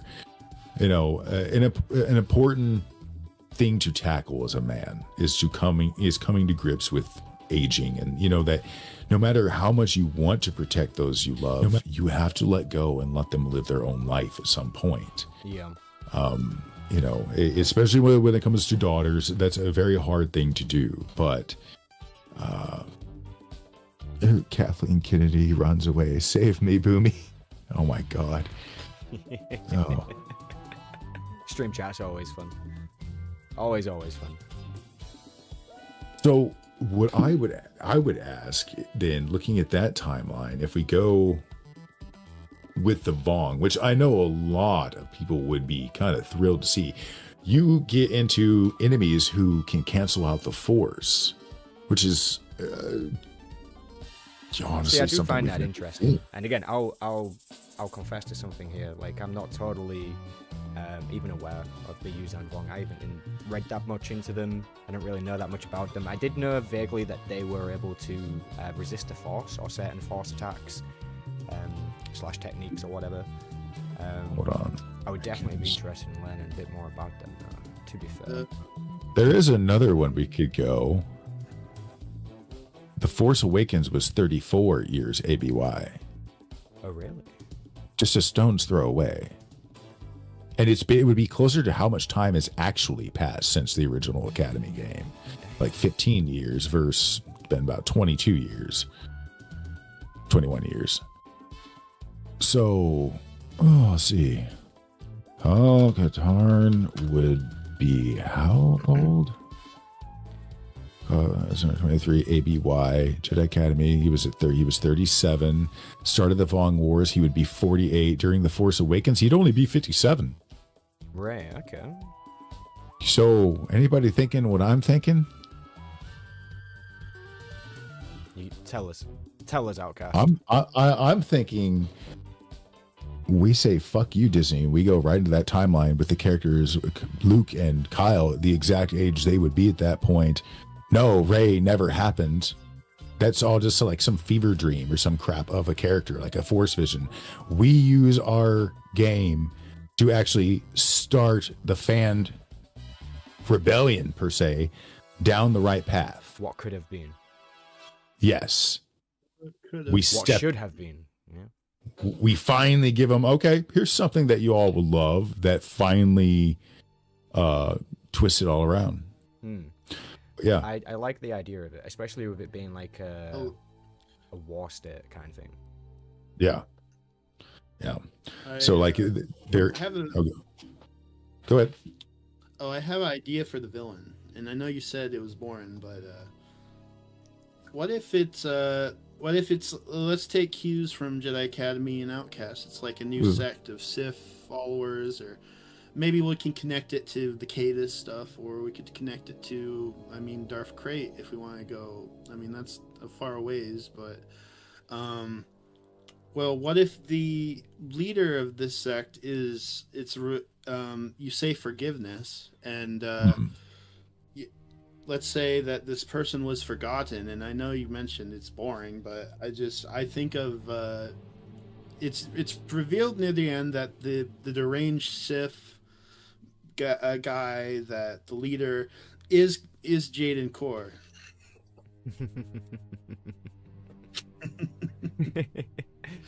And that was, I believe, how one of the possibilities, if I remember right, the dark side ending was that he goes off and does some dark sidey stuff for a while, and then eventually he redeems and something like that.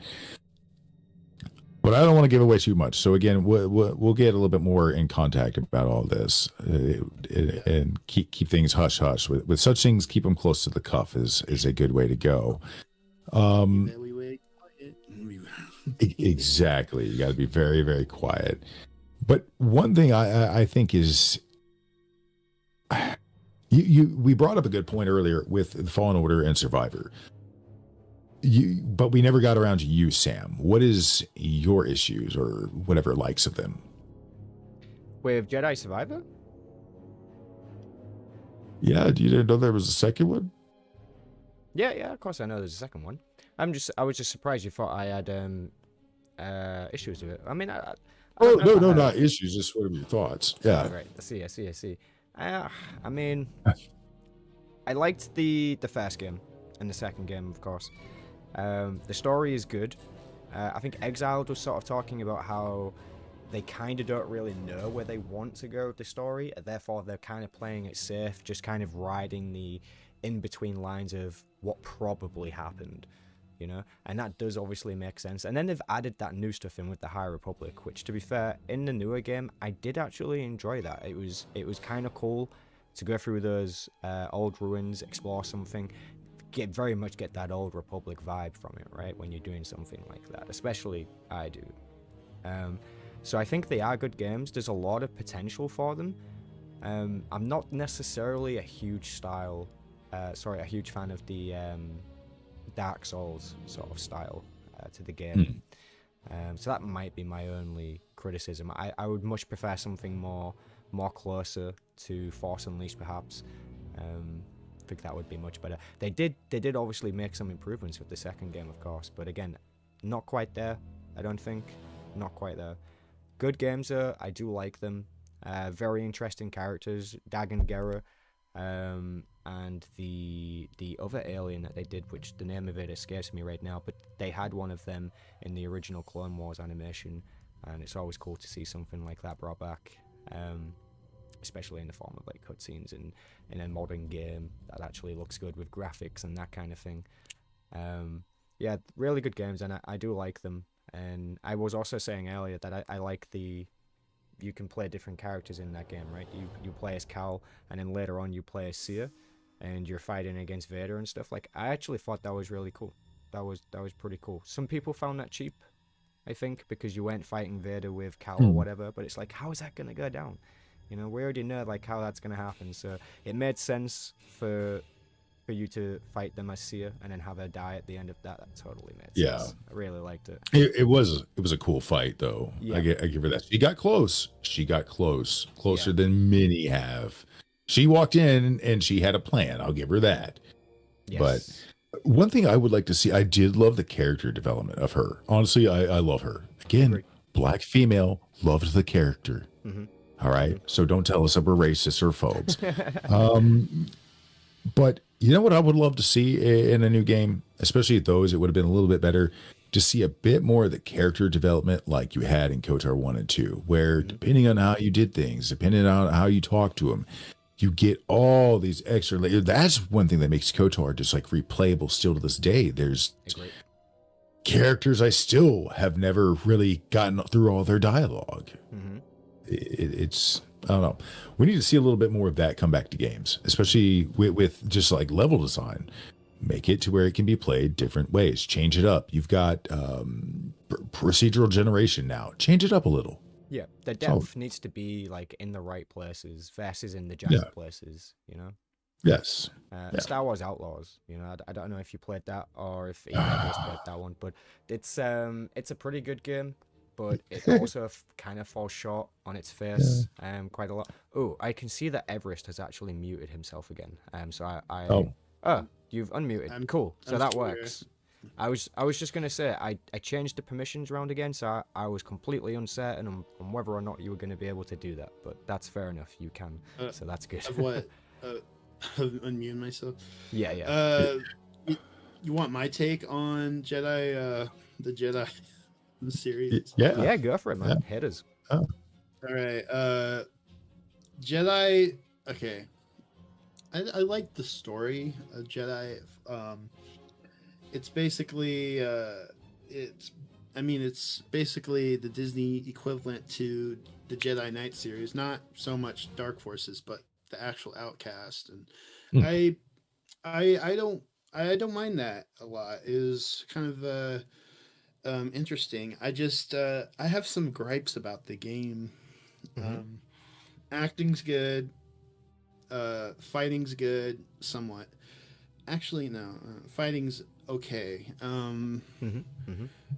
But I think the biggest flaw those games have is I absolutely hate the backtracking, especially when you go to that Jedi temple on. I think that's what kills the game. And the puzzles too. It's like I think I quit that game because I was tired of going into these puzzles and backtracking and the performance issues of the second game.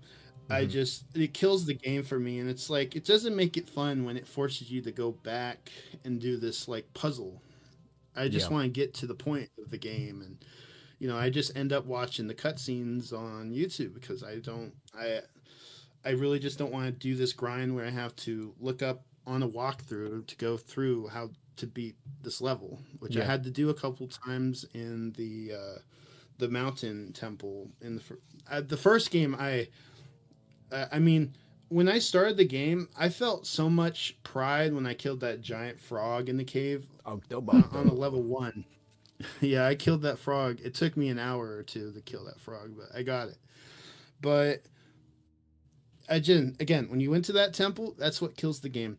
But here's what they need to do. In the third game, I think Cal Kestis is an interesting character, but they need Vader. There is no other Jedi besides Luke, and they try to say Ahsoka, but she's kind of more of a gray Jedi.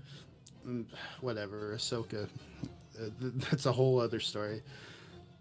I think it just needs to end with Cal Kestis maybe sacrificing himself to fight Vader, because it always bogs down to Luke and Vader. Luke's the last remaining Jedi, and I'm not going to believe maybe unless they say Cal Kestis revows his, like, just says, you know, I'm done with the Jedi. The Jedi's dead. There'll be another one. They need to start, like, saying, well, some of these Jedi died. They died. There's no Jedi left. Vader put him 10 feet in the ground. That's kind of where the story needs to go with. But yeah, I give it's a nice 8-7. One of the better things to come out of Disney Wars of late. So yeah, hate the backtracking. Yeah, I do agree. It's a little much the way they have it kind of set up. Yeah, I think it's a pretty fair comment as well. I know you were stressing it about the first game, but to be fair, as you were saying it, you really reminded me of how the second game has really not even a lot of places to go to. Like, fair enough, it was much more open world in that initial place that it kind of took you to with the cantina and the other characters and stuff. But throughout the rest of the story, you were basically just going to and from everywhere you had already been, like between like 3 or 4 places. And yeah, to be fair, even I noticed that in the second game. It was quite an off-put. It was even one of my criticisms, I think, after finishing it and talking about it on stream. So yeah, you're definitely right about that. So are you going to introduce us to this kitty, or do we all just keep getting teased with the meows? Yeah, he's really not happy at the minute because he normally goes outside with me roughly around this time. Yeah, so he's being quite vocal at the minute. And this one's actually Jadis. I know one popped up earlier on, but that was actually clear. But the one that just popped up now, that was Jadis. That was King Jadis in the house. He's the vocal. Oh God. Okay, so I'm just going to ask it, because otherwise we're never going to get to this. What are your thoughts on Andor? Oh God, Jesus Christ! We started talking. Everybody's been dying to know. Over an hour ago. We just never got back around to it. Like, Jesus, damn. Yeah. So, Andor. I mean, we can only really talk about season 1, I suppose. But yeah. For me, I'm gonna put it real simple. For me, Star Wars is a lot to do with lightsabers and the Force. And the moment you take that out of a show for me, I find it really hard to enjoy it. You know, like, I could find at least a little bit of enjoyment in the Ahsoka series, as disappointing as even that was, and at least a little bit of enjoyment from the Kenobi series, as disappointing as that was, simply because they actually had the correct elements. You know, they had the correct tools within the show. It just wasn't necessarily. You are officially on Melvin's hit list now, because you're a fence rider. Can't have that. Not a fence rider. Again, like, I'm very, very disappointed on what they did with Kenobi. I know what you mean. Yeah. Very, very disappointed. I mean, we'll get to Kenobi another time, of course, but with Andor in particular, I don't find the story interesting. And what's worse is that I don't find the era of which interesting either. Like, we already know what has happened. We know what they're going to do with the sequel movies. We know everything. It's really freaking boring. Like, just in my opinion, why does anyone even care, like, what's happening? Like, there's no danger, there's no risk, and there's no reward for nothing that any of these characters do. Anything that they do is completely meaningless to the conclusion, you know, because we know what happens. We just ultimately know what happens. What would have been cooler, and I think people agree, is doing something within the Clone Wars era, because there is more avenues to take. There are more characters that were interesting at the time. General Grievous, for example. Imagine an origin story there. Like, Oh. Jesus Christ, that would be freaking amazing. But no, instead you got Andor, you know, the spy in space from an unknown world that really nobody cares about, but they're still kind of keeping it somewhat mysterious. And he had some siblings or whatever, and a strange type of family that he was adopted into. Like, there's just so much virtue signaling in the show that even that makes it hard to watch, you know? Like, stop trying to represent something from reality, because Star Wars isn't reality. It's where Stop I go trying to to represent. escape my reality, man. Like, exactly. Representing can sometimes come across as a double-edged sword. Just be something. Yes. Yeah, I think that's hard for them to wrap their mind around. Yeah. So, I mean, for all of those reasons, yeah, I find it hard to enjoy the Andor series. Again, I can get on board with the writing and that kind of thing. Fair enough. All of these pieces fit into place and it makes a show. Yeah, Andor is a show. I can tell you that. It's just not a very good piece of Star Wars content, in my opinion. Just not even a little bit. See, all right. I kind of, again, I feel a little in the middle like you. Like, don't get me wrong. I've finally kind of just been forcing myself to choke through it. All right.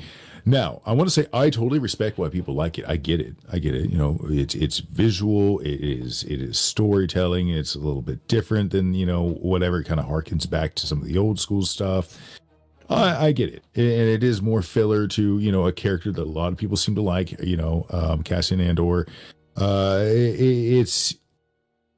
But for me, and I don't know if any other old school fans feel this way, I feel like he is a blatant smack in the face to Kyle Katarn.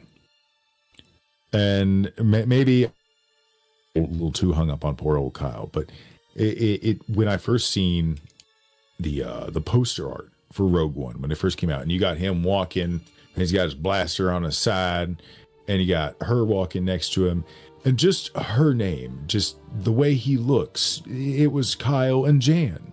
And what is their story? To go and basically get the Death Star plans and blah, blah, blah. What was Dark Forces 1? They took away, but they did exactly what your biggest complaint is. They took away the Force and race swap the character and blah blah blah, and just I don't know, they just messed it up, man. They didn't really sell it to me. I like Rogue One specifically just for the hallway scene. Other than that, the whole rest of the movie I'm skipping through. I don't care. I don't care. To be fair, I'm glad you brought that up, because I see Badface is disagreeing with something in the chat, by the way.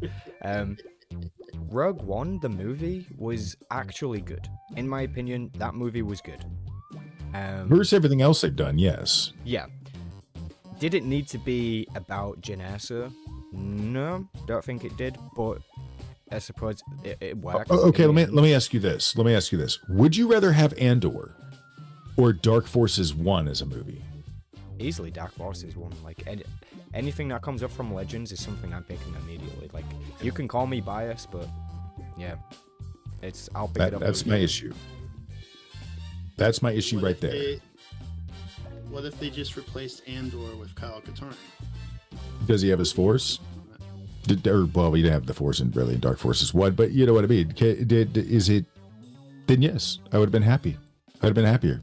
Now, I would not have been happy with you killing him off, because I understand screw everything else he did, but at least you would have had the right character doing the right thing and dying heroically with the woman he loves. I can applaud that. Chat agrees with you, by the way. Dark Forces. That's what they're saying. Yes. Yes. I think we're so strung up on. I would say this. Ooh. I think because of the overexposure of everyone being Force sensitive. I'm about to. No, it's all right. No, you can have an opposite opinion. That's totally fine. The overabundance and overuse of everyone having the Force is an annoyance in this current canon. And having a show where no one has the Force and it's just about the smaller man, in the galaxy with just a blaster and the will to survive is, I think, a godsend. And I would say that a lot of people are hypocritical about like the whole Andor thing because, as interesting as the Plagueis and all the, I mean, have you guys read Cloak of Deception? I'm not even gonna use Plagueis. I'll use Cloak for Deception. Yes. Nope. That whole book, besides some scenes with the Jedi in it, is just talking about a dispute with the Trade Federation. Well, I mean, to be fair, I do know what you mean because some of my favorite Star Wars is actually. I'm probably going to get like just lose 1,000 subs for saying this. I absolutely loved the Skeleton Crew. I think it kind of falls in with like, oh my God, greatest thing ever, and we should have had something better. But you know what? I think it is very cute and charming, and it's right there with like the Ewok adventures, and like you said, it doesn't need the Force. Well, even though it had a little, but you know what I mean? Yeah. There are some things that you don't really need the Force as a core plot point at all, and it'll do okay. You don't need saber battles; it'll do okay. I think just to fall back on that point, what Everest was bringing up, I think you are right because obviously there are other pieces of Star Wars content out there that are totally fucking boring, right? I mean, as much as I hate to say it, the Darth Plagueis book, like, let's face it, there's 4 pages worth of cool things in that book, and the rest of it is completely pointless drivel that puts me to sleep. That some people might disagree with that, some people might not. I know some people like really like that book, but yeah, just saying, it's 99% about politics and 1% about the plot, really. But even still, I get that there are content out there that is boring, and people obviously still dig that. But just to spread some awareness on that, like for me personally, I'm not necessarily attracted to that part of Star Wars, and I've even spoken about this before. Like the original Thrawn trilogy, I'm still yet to go through that. Now I know that isn't going to be a bad trilogy or a bad story, but I do know that I'm not necessarily attracted to it. And I also know that I don't necessarily have to read it, right? For me to be able to continue to enjoy what I currently enjoy. Now, that could be famous last words, and trust me, I'm going to get around to it because I have them already in my library. Dude, I've literally been the same until this last few months, and it was Everest's thing here that finally got me to actually give Thrawn a try. Yeah. Oh. Which I think is fair enough, right? But why didn't I do it sooner? I think when it comes to the type of fan that I am, once you've gone through something like the Darth Bane trilogy, and once you've gone through something like KOTOR 1, KOTOR 2, The Force Unleashed, The Force Unleashed 2, all that original consumption as a child, like it was kind of drilled into me that what Star Wars is lightsabers and Force combat, and it's about the Jedi versus the Sith, it's about the light versus the dark, and it's about their the philosophy Force at conflict between each other, much like how... Go ahead, man. Go ahead. But my argument is that not everyone in the galaxy has the Force, and that's actually the majority of it. I mean, we focus so much on the Force users, but we don't focus on the smaller man. On my other positive, Andor, I know a lot of people like saying, well, it's Andor, but here's the thing. I just think Andor takes it has a vision to it. There's clearly a story there. The acting is so well told, and the cinematography. Oh yeah. I mean, dude, this is not Lucas. This is not Catholic. Oh, it is something I definitely owe a watch. I give you that 100%. It is a definite must watch. But that's why a lot of people missing aren't. Yeah, I think that's why a lot of people aren't used to it, because it's not just like retreading ground like the sequel trilogy. Well, that did much more than retread ground. More like dug up a hole, but it's not like the sequel trilogy, or it's not like the nostalgia bait like Mandalorian, and then the goofiness of Boba Fett, and then God, I forgot all about Boba. Boba Fett, for the record, Boba Fett was like my favorite guy growing up. I wanted to figure, even like when Revenge of the Sith, but now Boba Fett. Oh man! Someday I want that costume sitting next to Vader. I feel you, bro. I feel you. I think the first 3. I'll take. I'll take the Tuscan episodes. I thought those were cool. I think that is a cool trip for freaking him, and like a good way to segue into him like calming down in an older age. Yes, And he would. but Like a He was. magnifier. I can't really agree with that because when I saw him doing the Kumbaya you could do it dance, better. But it was cute, That's I cute, guess. but It's cute. But then we'll get into Boba Fett another time. But Yeah. Andor was. It was just new, and a lot of people aren't used to that, and it's just like a new. It felt, people say, "Well, it's too male," but I would say it's the equivalent of Saving Private Ryan of Star Wars. It's a Saving Private Ryan. I'm not. Star Wars. I'm not sure I Really would sort of hold it in that higher regard. I'm not sure I would do that. I mean, honestly, I do see Yeah. where you're coming from, but I think the best response I could have for you would be: have you read the book Annihilation? Are you gone through that book? Book of Annihilation. That's a solid. Yeah. Yeah. So That's a solid book. Annihilation is basically Andor, but good. Yeah, like. So if they were going to that's do a something better like way to that, put it. then fair enough. But and again, just to sort of go back to the main point on why Andor wasn't good, it wasn't necessarily because, they are the small guy doing the thing in the world, or because they're not touched by the Force. It's because we know everything. Again, like all of these characters, it doesn't matter what they do. Like Andor's all already of them can dead. jump out of the window or something, and we still know how that story concludes. There's no risk. There's no Wait a minute. reward. Wait a minute, that's interesting though. Like our big gripe here in a way is that the story's already concluded. We already know the dead. We know how it all ended up. But yet when it comes to certain elements of Star Wars, we can't get enough. Like if you suddenly told me that they were going to come out with like a Vader series where it's just going to be him, God, you could keep it simple. It's Vader on mushrooms and Force visions. I would be all over this, depending on who whoever the writer is. I am down for this. But Exactly, right? I think it comes down certain to elements, nah. interesting characters, right? If it's Vader, that's such a super easy sell, man. But someone says Andor, and you're like, who? What? Or at least You're talking about the movie? that's just kind of how it is for me. I just think, I mean, people can hate Andor or call it Andor. I don't hate it.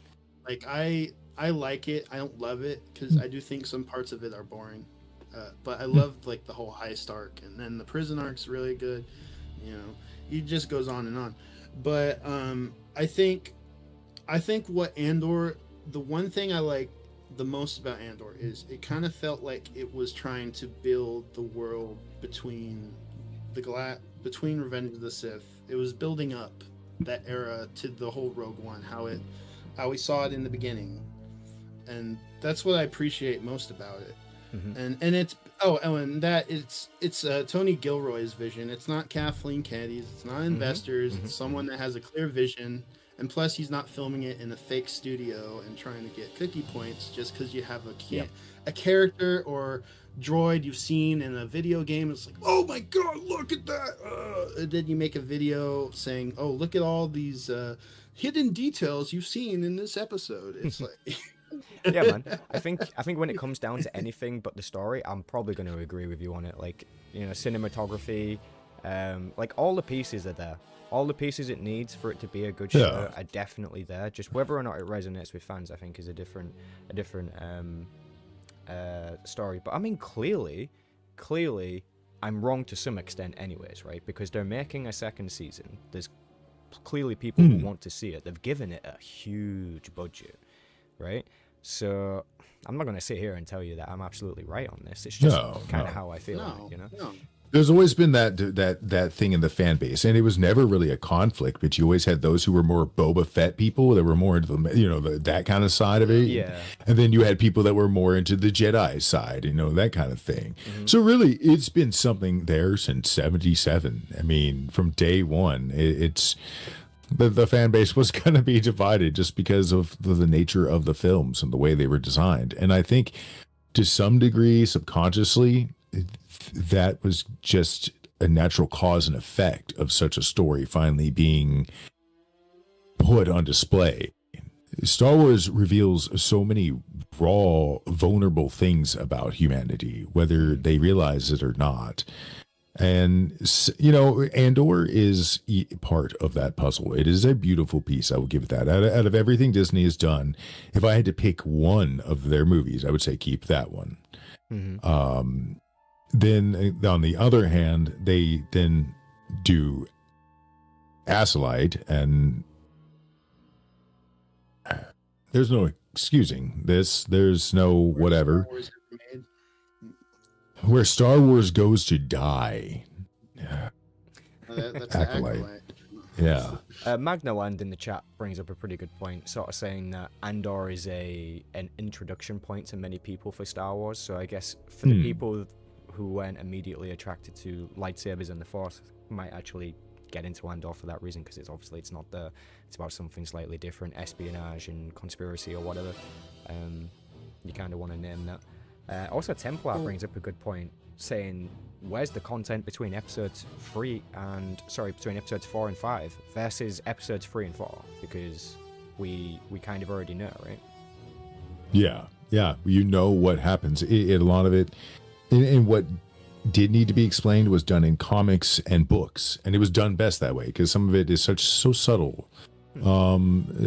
So I don't want to say mundane, but just setting up the plot for those key moments, Empire Strikes Back and things like that. It's, you know, now some scenes, and this is where fan films come in, is I think it works good when we bring moments to life. Like, it'll be great someday when we don't see, you know, somebody coming in with a crappy AI quick render of, you know, Thrawn speaking to Vader, or even, you know, you have, for instance, I would love to see Boba telling Vader about Luke or about Skywalker in live action and seeing the glass shatter. There's been some things that have come from the Disney era, even on the comics, that actually are good. If you're looking for good Disney content, the only little bits that they've done as far as whatever, I would say Rogue One and whoever's been running some of the Vader comics, well, they've gotten some aspects of him wrong. I can't necessarily say I argue with what they've added, such as old Vader didn't necessarily live in agony, more emotional agony, but the suit really wasn't necessarily, you know, trying to cause him pain and stuff like that. Whereas in new canon, he's in constant agony. It just absolute torment. There were different things, but anyways, I digress. I'm rambling. You want to know my gripe with comic Vader? Go for it. Every other week he's plotting to overthrow Palpatine. Yeah, then every other week he's back to being loyal. There's a comic, and I can't believe they did this. I don't remember if it was Charles Soule. Vader, as a punishment against Vader, or Palpatine takes Vader back to Mustafar and cuts his legs. Oh yeah. I thought that was kind of freaking deep and twisted. I was like, my God, like, okay, if he did go through that kind of crap, wow. It's too much. Well, it does add so much more when he looks at Luke later on. Like it was that episode and not episode, but that comic and the one with the big ass crystal that Palpatine's bled. It was those two that made me understand what Vader means when he says, how's it go? I must obey my master. You know, there's a fear there. He knows he's not ready. His only hope is to turn Luke. And again, this gets into the books. This is old school stuff. I don't know. It's even cool. It's cool. But you do strike a point, Everest, that Star Wars is not. Again, as I said, the fan base has always been split. So it needs your guys' side just as much as it needs the Force side. You got to have Han Solo and you got to have Luke. Absolutely. Yeah. No, I agree. Totally agree. Yeah. The book Annihilation, honestly, I think that's a great example of how you can put many different characters into a story. To be fair, even Fatal Alliance, you know, like, don't want to undersell that here, but that's also a a really good read, with different types of characters in there, and they all sort of get intertwined and affecting each other. And yeah, I dig that. I really like those kind of stories. Very much so. Let's see. Magna Land said, some people haven't seen any Star Wars content before, and there aren't into lightsabers and lore and all that. So I guess Andor, for example, could be a good introduction to the world without bringing up the Force. I'm a SWTOR person and love the lore. I suppose I get it. It is it is a good introductory. Man. Here's a good one. Let me see. What did he say? Toph Balaz in your chat says, "Can we leave the Skywalkers alone? Use the world, the rules, the themes of Star Wars." They tried to do that. Instead of doing Old Republic, they did the Acolyte. So we can't even trust them doing that. Yeah, but to be fair, the main reason why the Acolyte fell flat on its face was because they were fucking with what already existed, right? If they had just left that alone, that show might have just stood on its feet. Might. In concept, it wasn't bad. Like, hey, let's see what it's like to be on the dark side. Okay, cool. You know, like what goes... First off, you missed a golden opportunity. If you were going to do anything that was known, and I think Theory has even said this before, you should have done Palpatine and Plagueis. If you were going to do any Acolyte that was in the known timeline, it should have been him. Not the same girl on green screen flipped around that nobody cares about. And it just, I don't know. I think the biggest issue with the Acolyte was it betrayed George Lucas's rule that the Jedi are good and the dark side's bad. And when you try to say, well, these Jedi they were doing stuff in the background, they're not really good. They failed to show that they are seduced. This is what they did with the rules. They completely tore the fuck up. They were like, yep, virgins, yep, life. That's exactly what they did with it. I also blame a lot of Acolyte on the showrunner. It was just her. It was just her hubris, and I'm shocked that she even got that job. And and knowing her background, so it's like. Plus, she had her wife play one of the main characters, and her wife had the least acting in that show. Agree. Besides the twin. So it's like I don't want to watch shows made full of self-ego and narcissism. I want to watch a show that you get a group of writers that love Star Wars and come think about it. Don't just have someone leading like, let's do this. Yeah, if you're in it for your own selfish reasons, like for what was it Birdface said before? Like, he said something really good about the community manager for the Old Republic, because she's not exactly passionate about her job, and she just kind of uses it, and I'm quoting here, as a vehicle to boost her Twitter following. And I guess that's kind of the same for those showrunners, right? Because they really didn't care about the franchise, and now that the Acolyte is over, you can really tell that they absolutely did not care about the franchise at all. How many events do they go to? You know, like. Yeah, how much stuff are they actually involved with other than just wanting to be paid by Disney? Well, that if they did go to an event, it would be, and okay, I want to say this. I did feel bad for Daisy, so bad. Because when she started in The Force Awakens, she did seem like a young girl, very eager and excited to get for a role.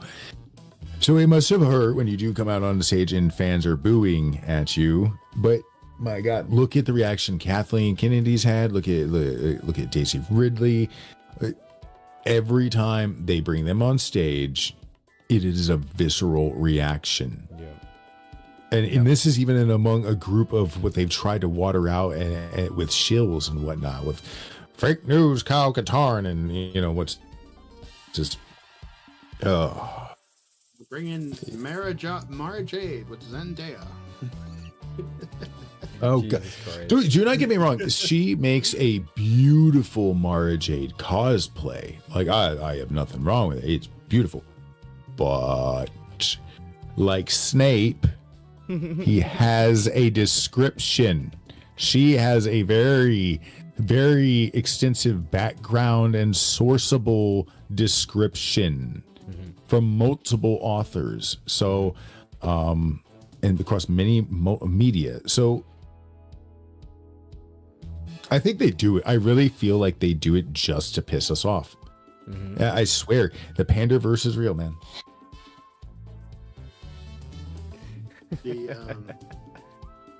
I feel like The Last Jedi was a sign that the Acolyte was going to happen.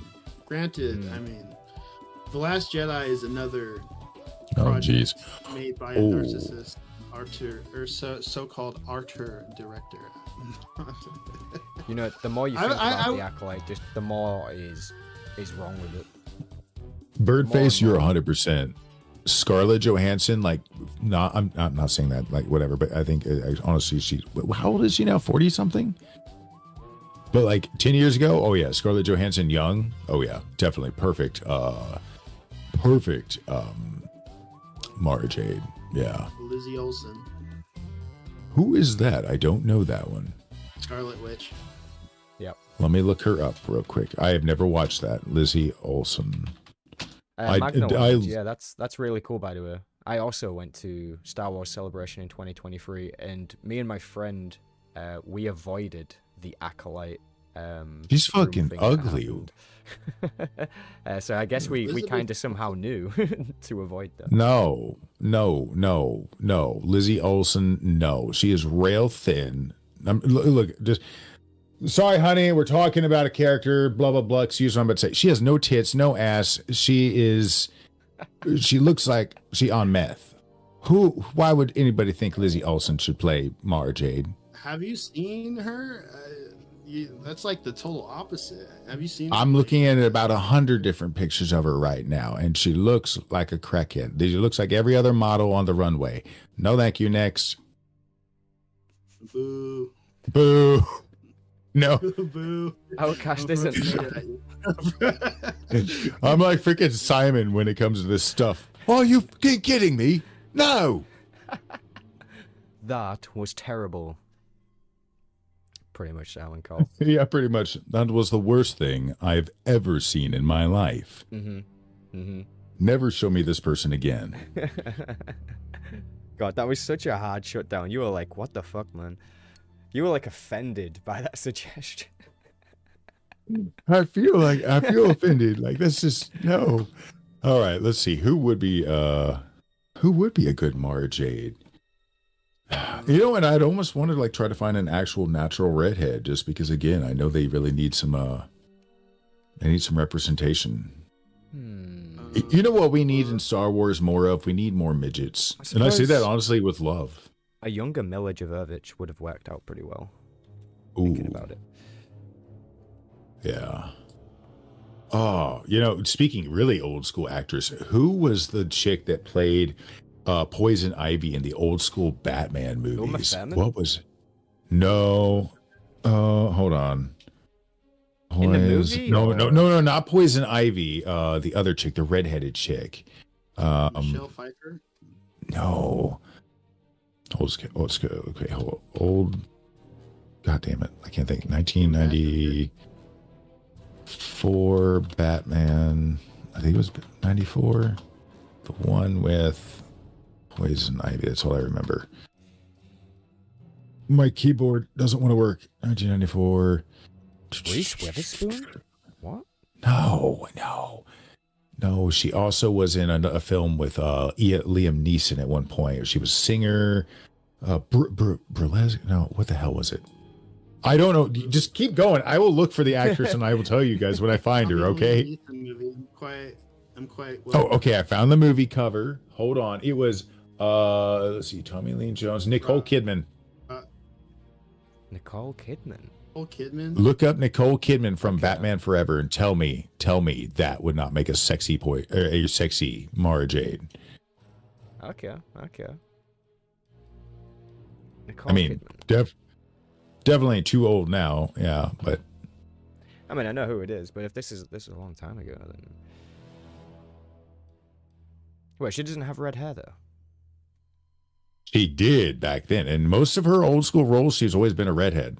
She was a redhead for the longest time. That's kind of like the strawberry blonde, I suppose. Is that what Yeah, they call that? Nicole Kidman, Batman. Somebody Brooke said Catherine Shields. Tate. Catherine Tate. Who's that? Let me look. Catherine Tate. Oh God, I'm about to. Oh yes, she would be perfect, Mara Jade. Ugh. Oh God.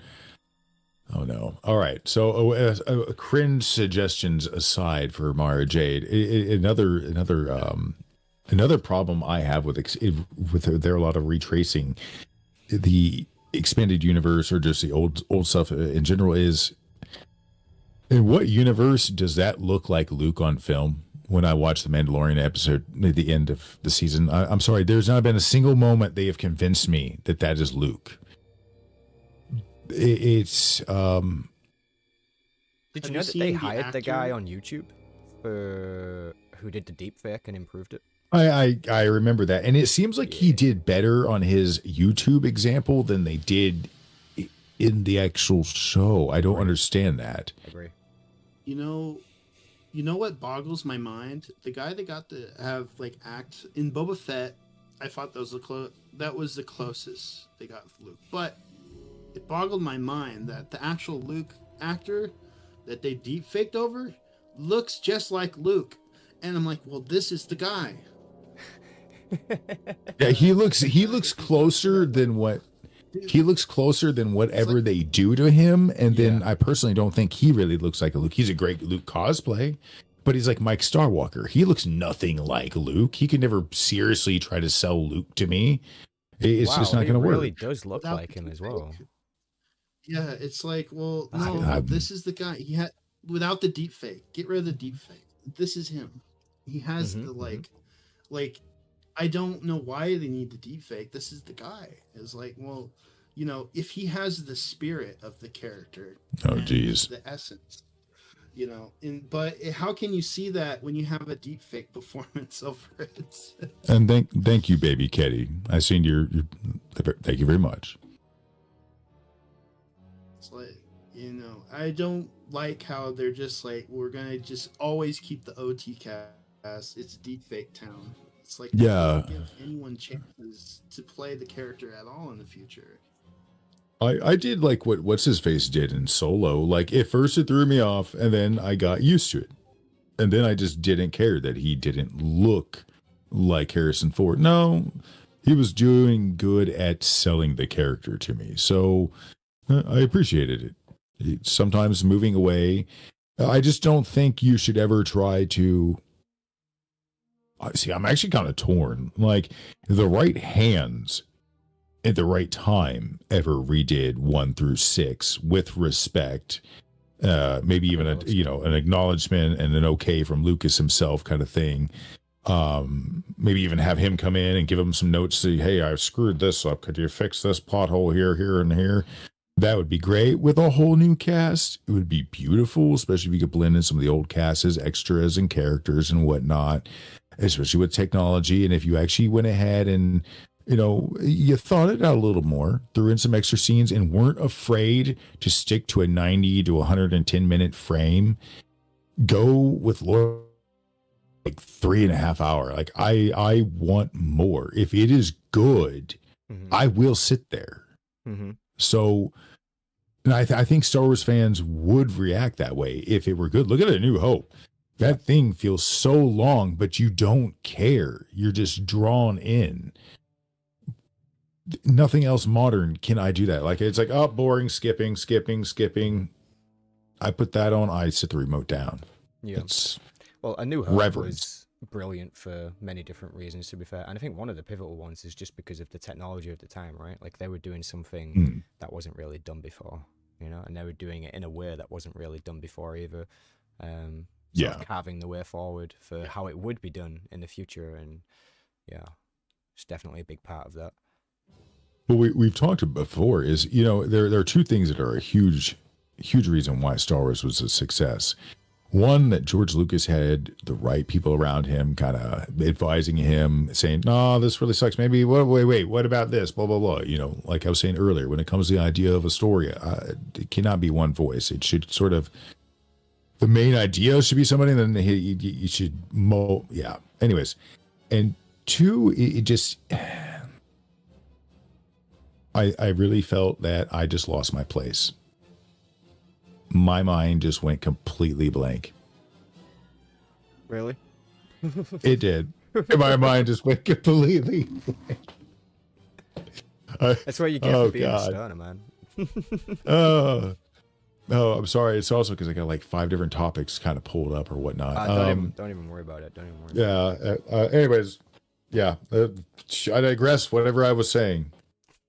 I don't know. How about this? How about we segue the conversation into because it was brought up earlier and I wrote it down. You see, so the KOTOR remake.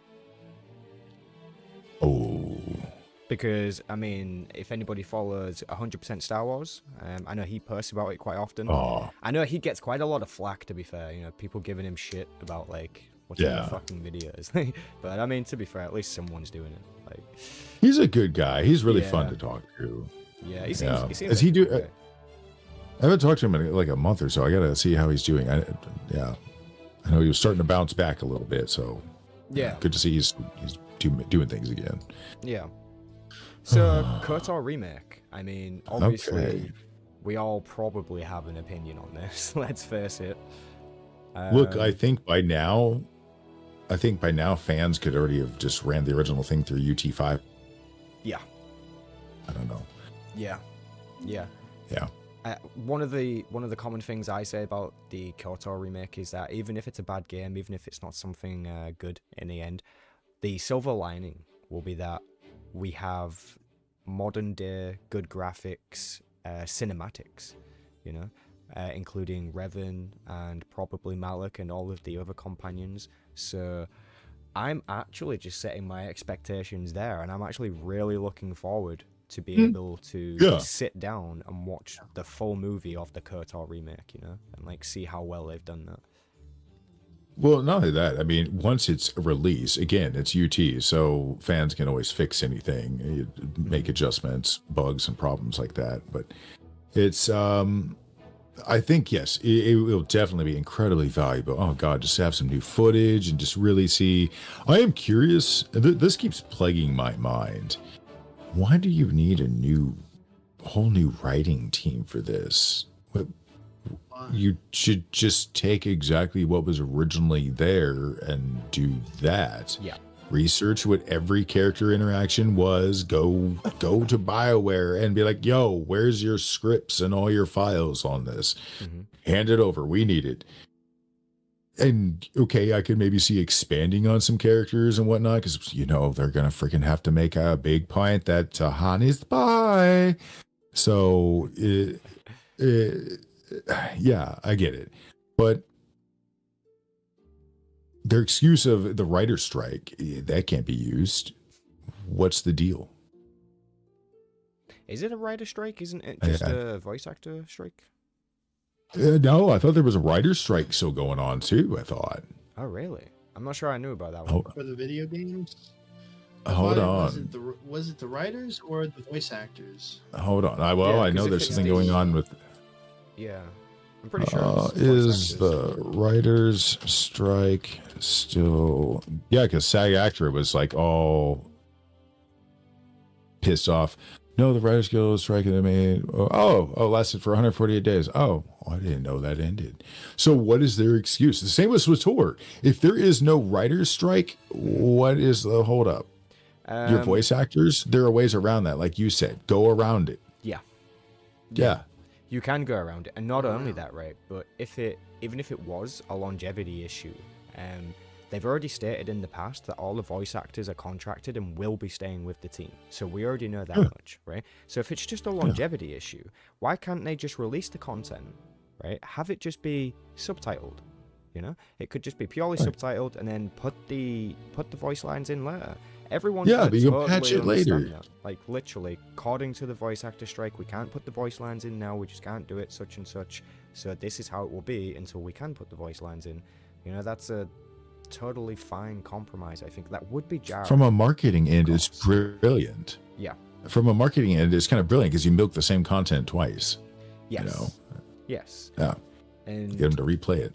yeah, there's a whole different conversation we could have there about the artwork. But yeah, let's definitely keep this on the KOTOR remake, because yeah, I'm kind of interested to hear. Go ahead. Go. No. You go ahead. I was think I was going to do the same thing. What you was going to do and get Everest Productions' opinion on this. Yeah. So. Yeah, I want to know what he has to say on this. KOTOR remake. Yeah. All right. Well, the same with Star Wars Eclipse. Whenever that thing's coming out. Yeah. The KOTOR remake. They unlisted the trailer on the main PlayStation, and they keep saying, "Well, it's coming. It's coming." Well, we have not seen one shred of screenshot, or we haven't really you could assure us. I mean, even the Final Fantasy VII remake had concepts. I mean, they had the first level done before they redid it all. They had a new team go in and redo the first half of the game and just start from scratch. They at least had some semblance of a game to show, but all we have is a pre-rendered trailer that got unlisted. If they really, I don't know why they would need new scripts. Are they wanting to change? I guess you would need new scripts if you want to change up some of the cinematics to be more like Jedi Survivor quality or something. You could easily get one screenwriter to go through them, or better yet, get the original writer to go through and prove from the team, say, well, what are we going to use? Are we going to use this or this? And but keep the skeleton the same. I don't have much hope for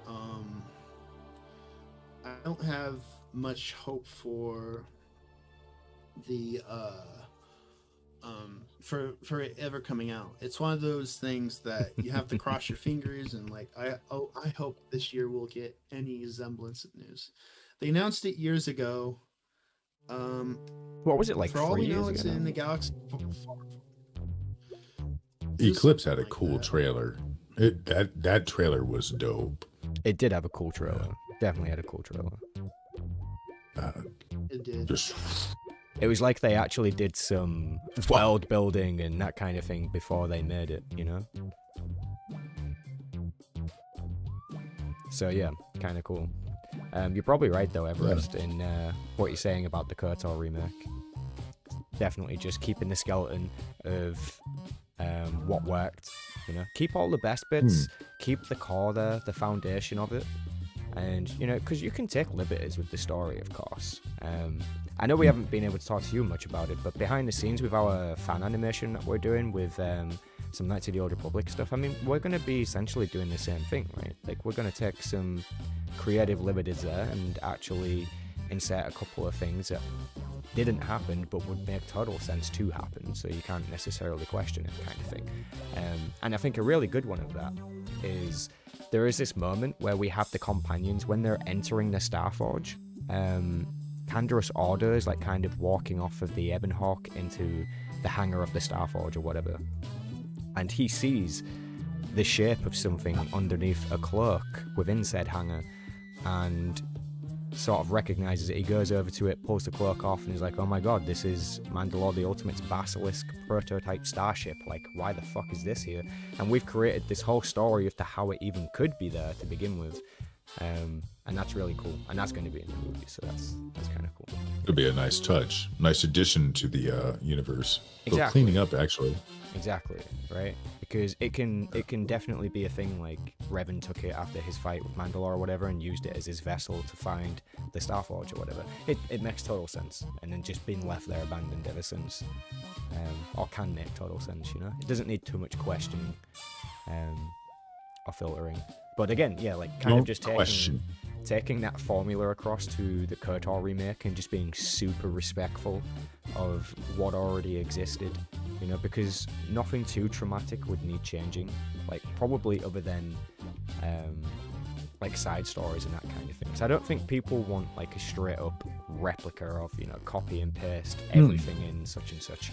People want it to be a little bit more in depth, and want it translated into what it could be if it was actually made in today's era, right? Speaking of quick one-to-ones, I know this is not Star Wars, but You of course did see we talked a little bit about this earlier, the Oblivion quick remake that they're trying through UT5, the dumping it in, and again, I'm curious as to how that's going to go. Like Bethesda is scrambling. So many companies right now are scrambling. You see Disney scrambling, every one of them trying to scramble and halt the brakes when it comes to different fronts, especially when it comes to gaming. It's, I think, and you are absolutely right what you're doing, because when look at the failures of this last year, this last year alone, Outlaws, blah blah blah, Acolyte, all that good stuff, the message has been sent loud and clear. And while we don't know exactly what is up with Kathleen Kennedy with her whole step down and whatnot, which that's a whole topic there, just her herself, is she truly to blame, blah blah blah. It's the fans are rejoicing, but the idea of it getting handed off to, who was it you said earlier it was getting handed off to? CEO of EA, right? Something Wilson, Andrew Wilson, something like that. Yeah. It's wow. All we can do is hope for the best. But honestly, as a fan, I'll just say it, I'm ready to see it officially just vaulted for a while. Just stop. Just stop, Disney. Well, they're not stopping. I mean, who in the right? Okay, we need to address this. Who, in whatever name, said yes to another Ray movie? I mean, is like, we need another Ray movie? I mean, are you really? Well, it'll give me lots of content on my other channel, but yeah, other than that, no. Yeah, really, making another Rare movie does seem very self-deprecating of Disney. What is Lucasfilm doing? I mean, Skeleton Crew was good, but I don't think it was necessary. And not noteworthy. Kind of built a new era. I think they killed the whole High Republic era with that show. So thanks. The High Republic died before it took off. Star Wars Outlaws, I mean, that's just a non-entity of a game besides the people that pre-ordered it. I mean, I don't know what they are doing. It's like, I want to throw tomatoes at them. Yeah, that's going to be one of those things. I oddly would say this to those of you who downloaded Outlaws and or like, for instance, Veilguard, I would keep a hold of a very close copy of it, because someday you guys may be the only ones with a copy of that laugh. Like, I keep a copy of Acolyte just so that someday or down the road, when it's like not even a thing and people will have completely forgot about it, I can show somebody just how bad it got. That's actually kind of like a good point. Like a shame keep. Yeah. Yeah. That's interesting. That's interesting. Yep. This is when humanity was at its lowest. Us YouTubers need another Rare movie. We need content, is what Badface says. Jesus Christ. To be fair, there's going to be an upload every day, probably 2, from Star Wars Theory if the Rare movie actually does come out. Holy crap. I'm actually going to look forward to that. You know, and that is something.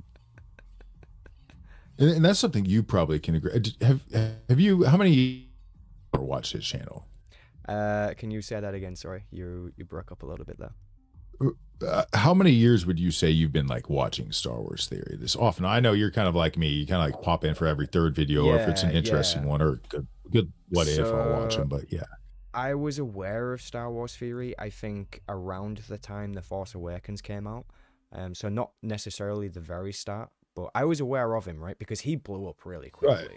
Right. Kind of hard not to be aware of him. But I never really watched him up until quite recent, I suppose, to be fair. I never really watched him or really considered to listen to his opinion much up until the whole thing happened with the Acolyte.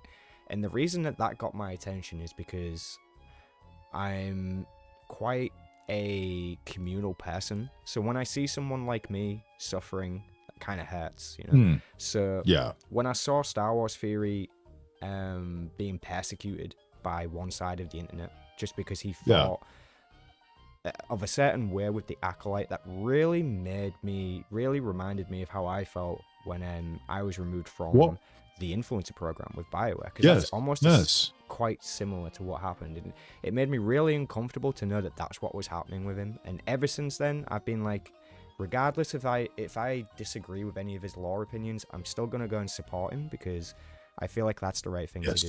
You know, as a community, because he's a fellow nerd. He's been through the shit. You've been through the shit. Yeah. We've all been through the shit, man. Yeah. And All three of us could all agree we're all survivors. Yeah. We fight. we need to just not give each other We shit. will survive. Yeah. Hey, No, hey. he is a perfect time capsule, and a lot of people actually like Yeah. Melvin and them throw trash on him. Oh, watch him, he just flip and flop. And it's like, no, stop, dude. Actually, he's a time capsule of the fans as well. Mhm. Right? Because I've been watching him probably before you did. I think he was only around like 2,800 subs or something like that. He didn't have a whole lot, but then he like quickly overnight was like 20K and then fucking 40, and this kept going crazy. Yeah. But like I first kind of came across his shit back when I was like in California or whatever. But he is a time capsule of exactly what the fans went through. Oh, okay. George is gonna sell off Disney. Okay, or sell off fucking Star Wars to Disney. Okay, let's see how this goes. They did Pirates. They've done some kind of cool adultish stuff. Let's see how this all goes. You know, he comes on the scene, and we were like, cool. You know, he was trying to get in, you know, with D and all that stuff. That, you know, the mouse, which was reflective of what a lot of the fans did, and people forget that he amassed like 2.8 million subs during that point. Yep. Before his movies or before his episodes even came along, it might have been like 2.5, 2.8. Maybe low 2.3. Either way, he was in the 2 millions already. That's a hell of an achievement for somebody you're calling a fence rider, or that people call a fence rider. Yep. Or a shill at that point. But no, that was reflective of what the main audience was really wanting. We were like, yeah, cool. Let's see what's going on with The Force Awakens, blah, blah, blah. And he had really taken off with his theory videos and whatnot. He was a voice that we gave a crap about. So what people have to stop and realize is that is a time capsule. That channel right there is a time capsule of the flow of the transition of, oh, cool, to, oh, to persecution, to being mocked, to being blah blah blah from one side or the other because you like this a little bit but you don't like that, but you still feel like everything should have just been better. This feels like a weird fucking multiverse. And at the same time, you finally hit that point where you just snap and you say, I'm done. I'm just going to make my own thing. If they will not do it, they will not give the fans what they want, I will make it. And that's, look at what we're doing. Yeah. That's the point we're at. Yep. And we can't say that you know, channels like his, bigger ones, didn't sort of spark and inspire. You know, a lot of us do, you know, go, what? They're right. It's the time of the fans. So. Yep. To be honest, I mean, I'm not going to sit here and tell you that like Star Wars Theories directly inspired anything on our channel, because I don't think that's necessarily the case. But to be fair, you do bring up a really good point, because just the fact that he's even doing it. Others pioneered before us is I would say my point. Oh yeah. Of course. But just the fact that he's even doing like the Vader things and putting the middle finger up to Disney and actually doing it right, that is actually huge, you know, because it leads the way for everybody else to be able to be creative in that manner. Because there's probably been a ton of people out there who have been like, I don't know if I want to do this thing. I probably could. I have the skills.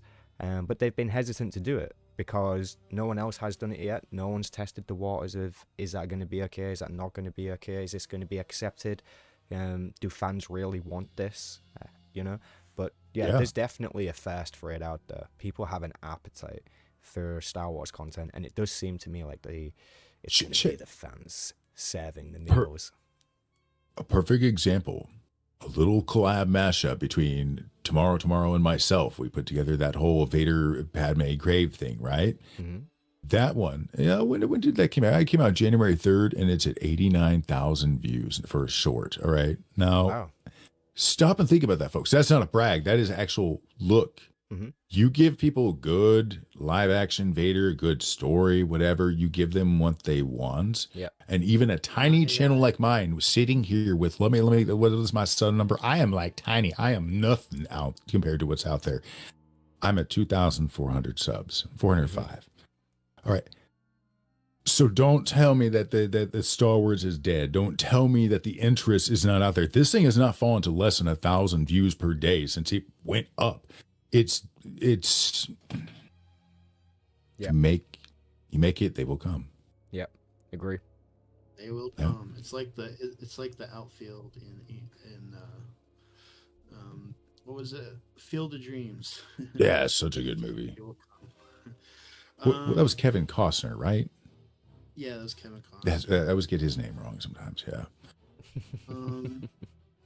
I think the one thing that's sad right now in the Star Wars is I know if some people that make this content watching, I'm sorry, but I don't like you. I'm sorry. I shouldn't say that. I don't respect you is what I mean. I think the content farming of AI content is killing. I can't handle it. It is killing the smaller creators, the smaller guys that are trying to like create this stuff for you. That pissed me off. And that fucking same AI channel. I know who you're talking about because if you go check his channel out, your wonderful video of the Padme funeral has now been redone by some channels using Photoshop and the Kling AI that you make the video to make them move around. And it's kind of just disheartening that I see so many people. And it gets thousands upon thousands of views. Yeah, and then this channel gets subs. These channels get subs that I don't think they deserve it. They're just taking other people's ideas and then so I'm not like dissing on all of those channels because not all of them, no. Some of them work because some of them do kind of visualize because they don't know better. But having just like Luke talk to Revan and then making something in Chat GPT, you ain't making Star Wars. You're just making someone to have attention span basically and say, "Whoa, that's cool! I never seen that." And and I can respect that for the normies, if that makes sense. Like I can respect from the normies' point of view why they watch it, why they sub to it. I can get that.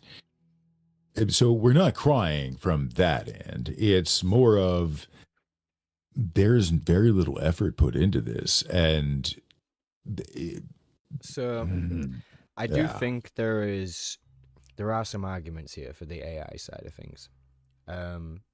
I think you're probably right to say what you are saying though, Everest, and I don't think anyone's even going to fault you for saying that you find it hard to respect people who are uploading that type of content or whatever. I think that's probably going to be a sentiment that rings true for many creators out there who are actually as a voice actor, I agree, and trying their best to make things themselves. I mean, I know how hard it is to make things, so yes, to be fair, like when I see those AI videos, it can sometimes come across as quite, oh man, like you did this, you did the cheat, you cheat coded this. But the problem for me is when I view these things, I have to view the source issue. And is the source issue the uploader or is it YouTube? Because as far as I'm concerned, from a creator standpoint, and I've been on YouTube for a long time, and how are they doing it? Exactly, right? So why is YouTube allowing AI content to be put above anyone else's content even to begin with? And then not only that, why is the AI content not specifically marked as AI content? Right. I'm sorry, but it shouldn't draw mono or something. I don't know. Yeah. I think there should be very clear rules in place for people who do upload AI. And to be fair, again, like I'm not saying these people are within their rights to upload this stuff or whatever, because maybe they are, maybe they're not, right? But the point being, there are other entities that need to be putting their foot down with this stuff, like Disney. For one of them, they could put their foot down with this and be like, we're not okay with you making cheap AI stuff. YouTube needs to put their foot down with that. And to be fair, the best way for them to do that would be to just disable monetization on anything that is purely AI based, because the moment you take money out of the equation, they won't do it anymore. And it's going to be that simple. Yeah. You are right. I just like it's just like a lot of us just put work into this and we spend weeks like coming up with something. It's like Plagueis. I spent a couple months working on episode 2. I would say AI tools are, I don't find issue with using AI as a tool. You know, if you No, to help with doing like texture how I is, restoration, dialogue, it you is know, good for using that. lip sync, I think it's good for that. Hmm. And you know, or maybe some animations you can't do, like having a whole army running if you can't have the time to do that. Oh yeah, it should be there for like quickly doing shit that's already easy to fucking do anyways, and just a time waster. Yeah, I get what you're meaning. Like, Yeah. boom, add an explosion over here real quick. Okay, But that's easy enough. I don't like, just recently I'm tired of seeing like plus they're just taking book scenes from the books and just not messing up the context. Like, I mean, me and Outcast had this issue with this one video, and it's probably from a channel I won't name, but it's the biggest one right now. That it's basically just Vader and Boba Fett talking, and Boba Fett tells Vader about he tells him about Luke's name. It's from a canon comic, right? And all Vader does is look out, and it looks cool because it looks a little live action, but you realize it's just a screenshot from Kenobi re-put in the AI video, so it has a little movement, and then you have a Boba Fett Photoshop. So, but it loses the context from the actual comic, because when Vader found out Luke's name, he was angry, but he didn't yell. He just clenched his fist. He cracked the windows of his Star Destroyer. His anger was so palpable that Palpatine sensed it across the galaxy, and then Palpatine sent a DM saying, "Yo, what's up?" You don't see that. You don't see that in this comic. It's just Vader says Skywalker, and then looks out in the window, and that's the end of the video. And then Vader broke his bounds for a moment. Yeah. I think I know which YouTube channel you're talking about, and to be fair, it doesn't really matter if you say the name or not. I think the name of it is Skywalker Stories or something like that. But yeah, I remember coming across that channel, I think in its early days, and I was actually quite appreciative of some of the stuff that they were doing. But now it has come to the point where you're looking at it and you're like, okay, you're doing a lot. Clearly you're addicted to something here. And again, this for me, it's probably going to come down to money for them. So if YouTube is to crack down on the monetization for this and how much they can earn through ad revenue, then they probably would stop. The only reason that they are continuing to do it is because it's very quick and easy views. Very, very, very quick. If you was to go and look at their statistics, I imagine they would have fluff statistics, which would be, you go look at your own videos, right? On your own channel, your Plagueis videos, I imagine, have really good watch time. And then there will be his videos, which I imagine get about 6 seconds worth of watch time. He did the Plagueis scene where Plagueis is just speaking. Here's my problem. If you're gonna do a scene from Plagueis, either get a voice actor or use the audiobook voices, because it's already been done by an amazing voice actor, Daniel Davis. He did the biggest sin. For one, it's just a loop of Palpatine looking out in the forest, and then Plagueis looking at you. He looks like Voldemort morphed with Sandhill. But here's the biggest sin. There's watermark. There's clearly an angle to it where there's this watermark that like epilepsy comes up all the time, and then he also He also changed he copied the voice of the audiobook voice actor and just redid the lines through AI. For one, I think that's a big sin because the voice actor already did it in the audiobook. So there's an angle there. I think there is an angle. I don't think there's any soul in it. And I'm not trying to knock the guy if this is some teenager or like an adult. Yeah. I don't think he's... He may not be aware of the damage he's doing. You're very wise to say that, Everest, because sometimes it can be the case where it is a young person doing it, and you do need to tiptoe around that, of course. Like, for all we know, this could be a 14-year-old kid in any country in the world. He has a Patreon and stuff set up. I don't think so. Which could be the case, but even still, like, I know people who have done this kind of thing before, and sorry, not in that necessarily that regard, but lying about ages and being able to get on certain websites or whatever, it's not exactly unheard of. You know what? Ironically, Birdface, that would almost make a good YouTube channel name. That AI channel.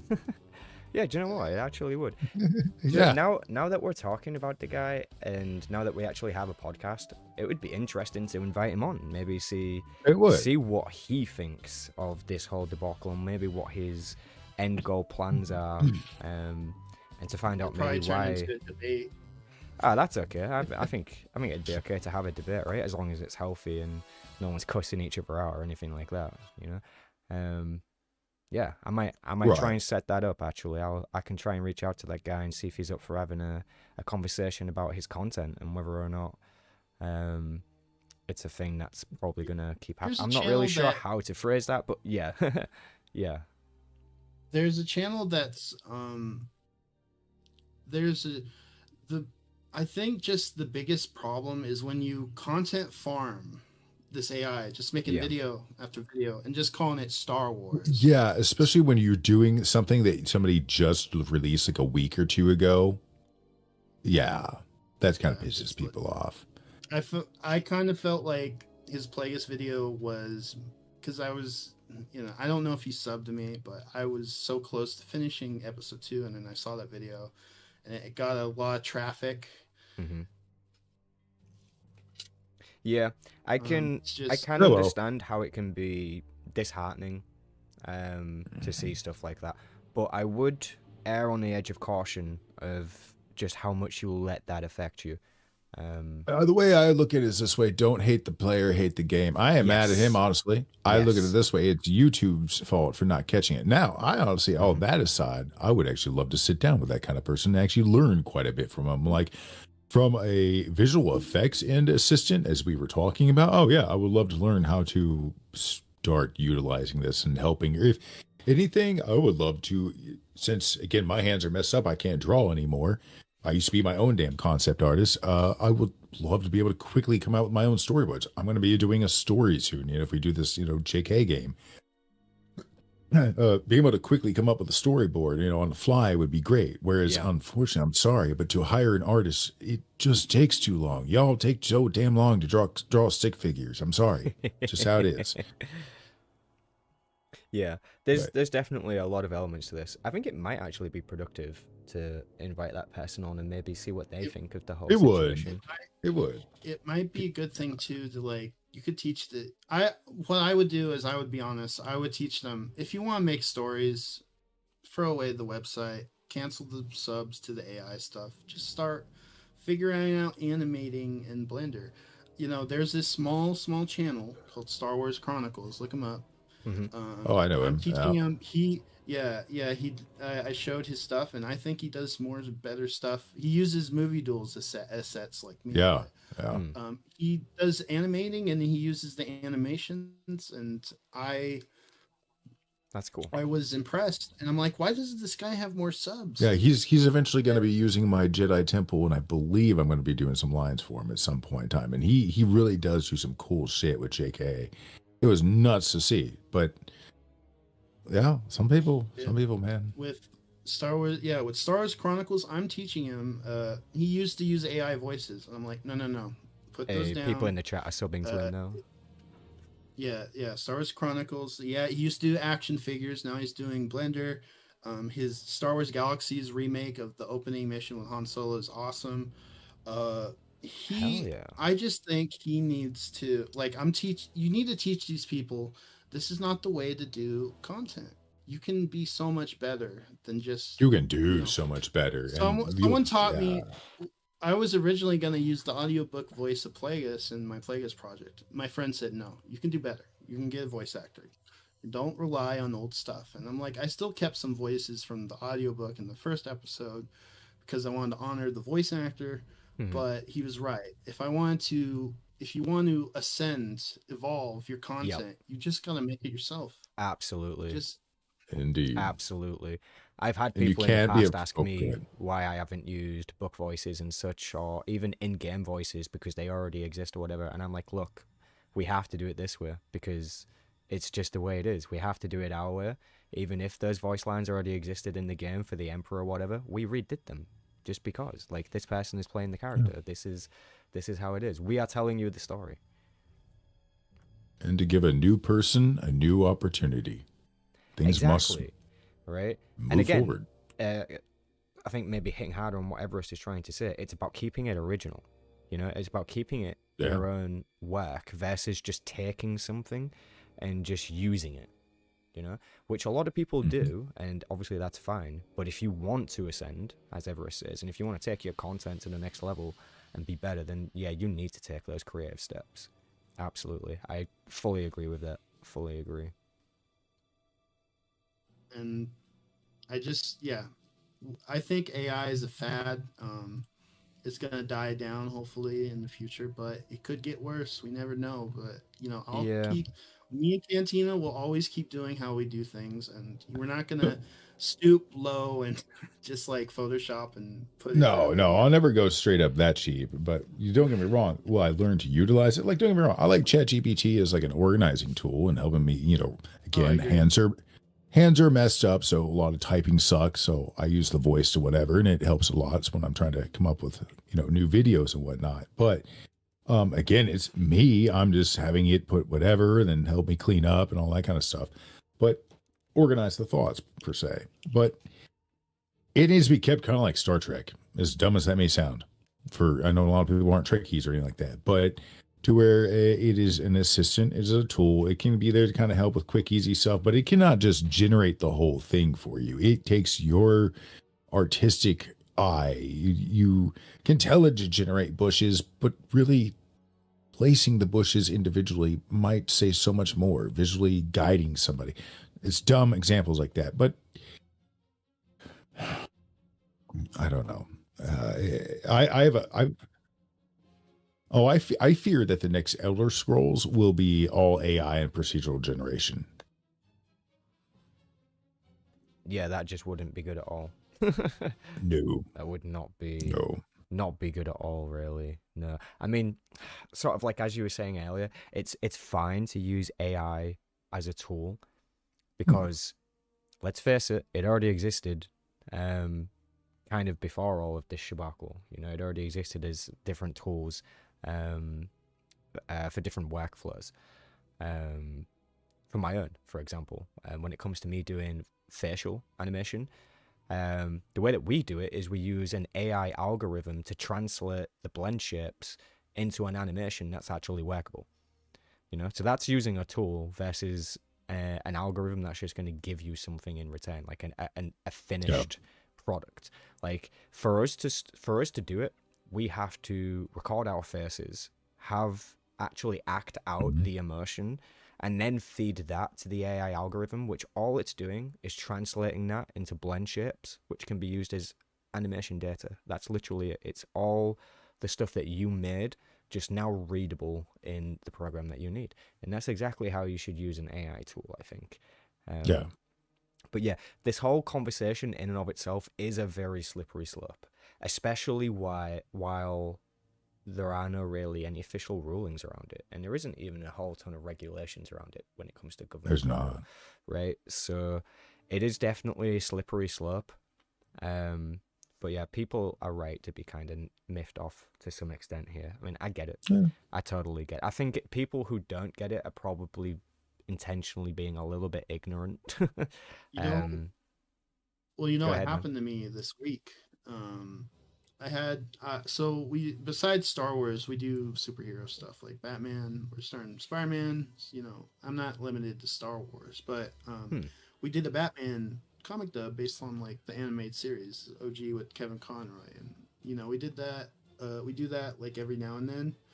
And then another channel decided to steal it. They didn't even edit the video. They stole the videos, and then they call it AI dub Batman. And he's like, it was like the description with ChatGPT said made by Everest, elevated with new voice lines, and it was just like ghost of Kevin Conroy over the voice actor who did the Batman, and it was disgusting for the voice actor. You know what? Yeah, I got a perfect idea. I got a perfect idea for you, man. You need to do what I did. Okay, so there's one video on my channel. This one did okay.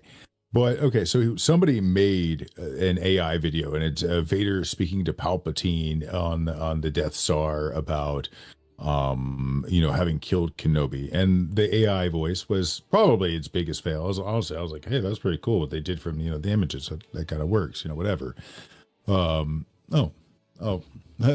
Baked potato, same shirt.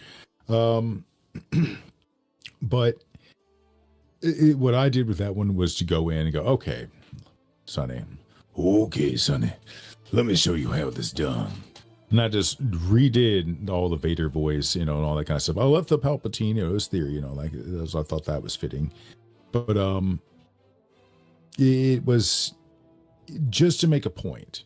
And I actually kind of figure if I actually started doing those, eventually he would get to it. And maybe that would kind of, you don't maybe need to look for opportunity when there are gray clouds. If somebody's going to keep putting this content out, okay, well, how can you make quick content off of it if they're going to be that way? You not only send a message, but you make a buck. And maybe show or just, changing the lines, recutting the film or piece can actually do something, kind of interesting with it. Make a point. Actually, here's a good one. Why not do videos where you're actually reviewing what's wrong and why this wouldn't be happening, and do it from an analytical point, really know your whatever, and do your own thing with it. Don't look at it as him raining on your parade. Look at him as, watering your garden. Well, I mean, that's a good comparison, but this was just actual thievery. And he stole the voices, like the actual voices of the voice cast, not made in, AI filter, so be it.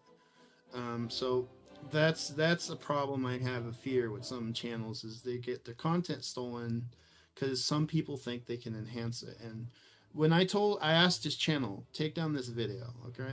Respectfully, he disabled comments, and so I just had to do it the content ID way and took them down. It also becomes like a respect. It's not just a respect thing. It becomes you're now stealing someone who contributed to your project, their voices, not just a Luke, a Mark Hamill, just a common person just wanting to contribute to something. That's where some people just feel wrong about some things, and that's why I'm always going to stand up to some of this AI stuff that comes out. Oh yeah, somebody's got to lay down set some rules. Yeah, I think. But until then, all we can do is just kind of applaud somebody for just making a buck while the game was good. That's all you can do. Yes. They'll have to adapt to as the rules change. Yes, I mean, it could even, I even hesitate to say this because I wouldn't want to start something, right? But it could even be the case that maybe even YouTube doesn't know what to do about this, right? Maybe there hasn't been enough vocality around this to know. Well, wait. Who owns the biggest software when it comes to AI? And Hello. Good question. So I would imagine it's probably Google or something like that. I don't know who owns ChatGPT or anything like that behind the scenes. I've never bothered with that. But theoretically speaking, they're feeding themselves. Because again, we do know that YouTube and other companies have been caught and allowing bot farming and things like that. Why? Because those views, whether they were artificial or not, well, they're not responsible for how they happen, just that they were views. So they don't care really if somebody inflates their channel like that, because they still got the ad revenue and stuff like that, their cut of it. Because you think you make a buck, off your video, they make a lot more. Why do you think they set such a high bar, 3K just to get in and all that hours? It's insane. But everybody wants a piece of their pie. That's what it comes down to. And right now, the best way you can look at it is this dude is just getting his piece. Because in many ways, certain corporations have been screwing people over for a long time. So if occasionally somebody's sticking it to them, okay. Again, look at the bigger picture. If this guy's videos aren't longer than 9-11 minutes, and if they're not getting more than 1 million views, then he's really not making much money. Nah. That's probably just enough to get his shopping every month or something, you know? Yeah. Which it may be, who knows? Maybe that's the situation. Maybe that's how this dude, does a little something on the side and pays his bill or whatnot. So again, I would love to actually get him on here and be like, okay, Yeah. what is up? Yeah, because to be fair, just learning the mindset, I think in and of itself would really help, especially because I think this channel in particular, and hopefully they don't mind us talking about them Skywalker stories. I mean, obviously they've grown, obviously they've blown up, so and they don't have to accept this, but if they wanted to, they could choose to be a leader of that content on the platform. So if they were to come and join us and have a conversation, we could sort of maybe even start establishing some rules. It doesn't even have to be anything too serious, just a groundwork, just finding a middle ground for everybody to kind of work on. Because fair enough, like maybe he can understand that it's happened really quick for him and whatever else. Maybe he's up for helping to promote the smaller people. Who was it you mentioned earlier? Sorry, Everest. It was Star Wars Chronicles. Yeah, Star Wars Chronicles. Like, see this person, for example, maybe we could get some promotion in there. Maybe they could do a collab project, and maybe that's how this person learns ultimately how to even evolve their own content. Oh, I find that interesting. Why do you always have to be so wise, Sam? I have to think a certain way. Well, you have to think. Like I said, you got to see the bigger picture, and at the very least, Thrawn. How did he put it one time? Again, I'm terrible at remembering exact quotes. To defeat an enemy, you must know them, not simply their battle tactics, but their history, their philosophy, and their art. Yeah. Here's the thing. I will talk with this person, but I have this gut feeling that they're not going to change what they do, and that's fine. You become more comfortable with, I'm more comfortable making. A lot of people like my style, so I'm gonna just be more comfortable doing videos like that. Okay. But I just feel like, I don't want to say ego, but some of these creators, they don't like to hear that a lot of people say, they don't like the word no.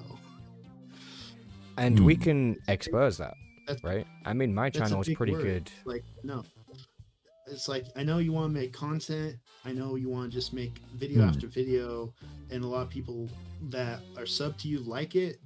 But, it's kind of hard to tell, like, if they would. Here's what it bogs down to. If this person says, well, why don't you do the content? I make it like that.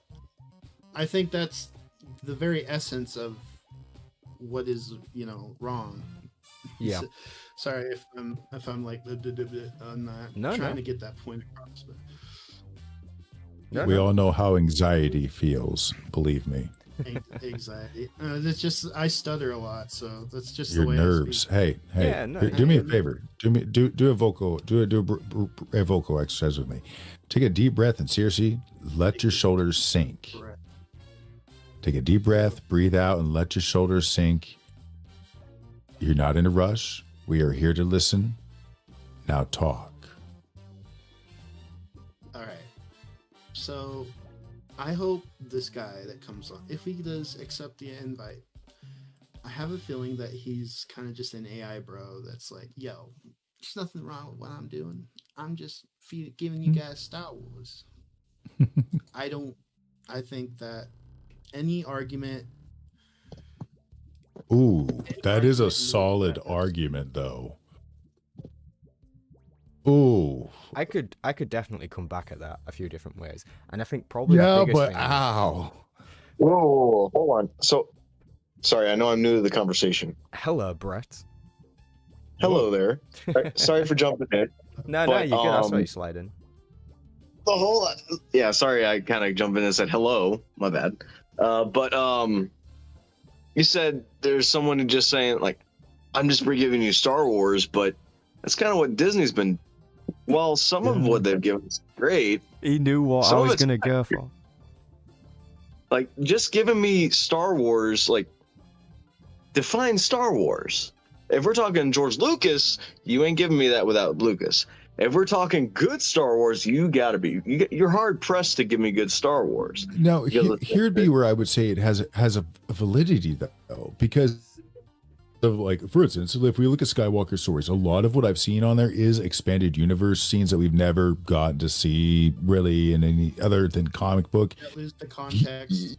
Yeah, he does, but for normies, they don't know that because a lot of them have never seen that. So this is still their first time seeing this and going, oh, whoa. And at least it's semi-accurate sometimes, enough to be a good introductory. And I agree, but at least a lot of what I've seen, I haven't really seen him, for instance, that channel. I've not seen it lean towards the sequels. So it's been mostly expanded universe and stuff like that.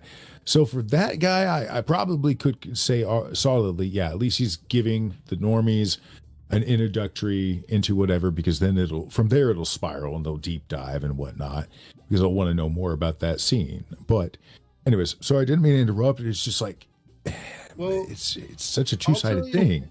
I'll give a comparison, and this might be a rude comparison. Well, what if anyone goes to like a concert and then all of a sudden there's fireworks? What are you inclined to do? You're inclined to clap and go, "Whoa!" That's It's all flash. It's all flashiness, no substance. And I get what you're saying. It's normies. I don't even call them normies. I call them SEALs. Anyone that like says this is like George Lucas Star Wars, please exit the door. I'm sure there's some people. Okay, this is what I hate. There are some people that like to take his words. Like Lucas talked about AI this past summer, last year, and he said, "Well, it's a tool." Some people like to use that as an excuse to as like to do what they're doing, using AI voices and all that. And I guess there's an argument to be made, but I kind of think it's disingenuous argument with using Lucas's words to defend your AI slop machine. So I do have one comment about AI, if I may. Mm-hmm. You talk about how George Lucas mentioned, AI is a tool, and some people do tend to overuse it. But there's some people that at least understand where they're coming from, as far as like, hey, I can't afford to hire somebody to do this voice, and I can't do this voice. So maybe I could use AI for someone's voice that's already out there in the public domain. They've voluntarily given it out. I get that. Now, granted, as a voice actor, I hate that, because that means I got to compete with it. But I can at least understand where they're coming from as far as that goes.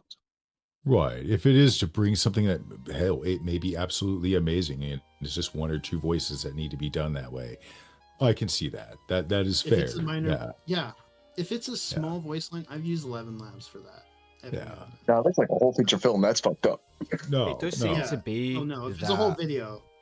Yeah, it seems to me that the use and abuse of which is really the turning point in what's okay and what's not, right? Like there's a fine line between... Oh yeah, imagine what George Lucas would do with AI if he came in with a proper balance and he's like, okay, now I'm gonna really change up my oh god, no, don't give him, never mind, let's erase that idea from all. Just no. Hey, he did amazing things with CGI. I wonder what he would do with AI. But that's the thing. He still used matte paintings, and he still used old tech. And people like over exaggerate the CGI stuff. That's what I'm saying. Somebody like him might do a beautiful blend, because he would walk into his films afterwards and be like, you know what? It always bugged me that but the computers couldn't do it at the time. AI'd be like, hold my beer, bro. Done. Oh. Save him some money. Yeah. For minor adjustments here and there, add like I said, add an explosion here, add a bush there. Lip sync. it has its uses, but if you're abusing it, then that seems to be where we're going to draw the line, right? Like, if you're going to create your entire project using AI, then you didn't really make it, did you? No. It's like might be your alcohol. story. It's not bad. If you drink like the whole keg, that's probably a problem. Now, what if somebody were to argue, though, somebody who is just a writer and that's all they have is AI at their disposal as far as a way to bring their stories to life? Because say Skywalker's story started off not knowing anyone in the community. It started off like all of us. Hold on. So, like, what if The Force Awakens was awesome? That guy, the prison, that's what he did like last year. I think he wrote the story, but he used AI slop to visualize his story and AI voice. But it was great. AI voices. When AI slop and acknowledges it's an AI slop, it does great.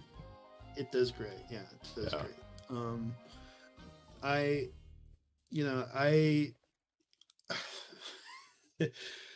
I was gonna say, like, I had a point and I totally lost it. I totally lost it. Oh, because I brought up the prism. I was like, I had a point that I was gonna. I was gonna say, but Sam, aren't you? Don't we need another 50th video of Vader walking through a temple with Padme's tomb in the corner? You know, I'm just looking. Or do we need? Do we need another AI? Do we need another AI video of Anakin having demons and thinking about goes to Padme behind him? Honestly, yes. As far as live action, yeah, we really do. In live action? It'd be glorious. Yeah, in live action, it'd be fucking amazing.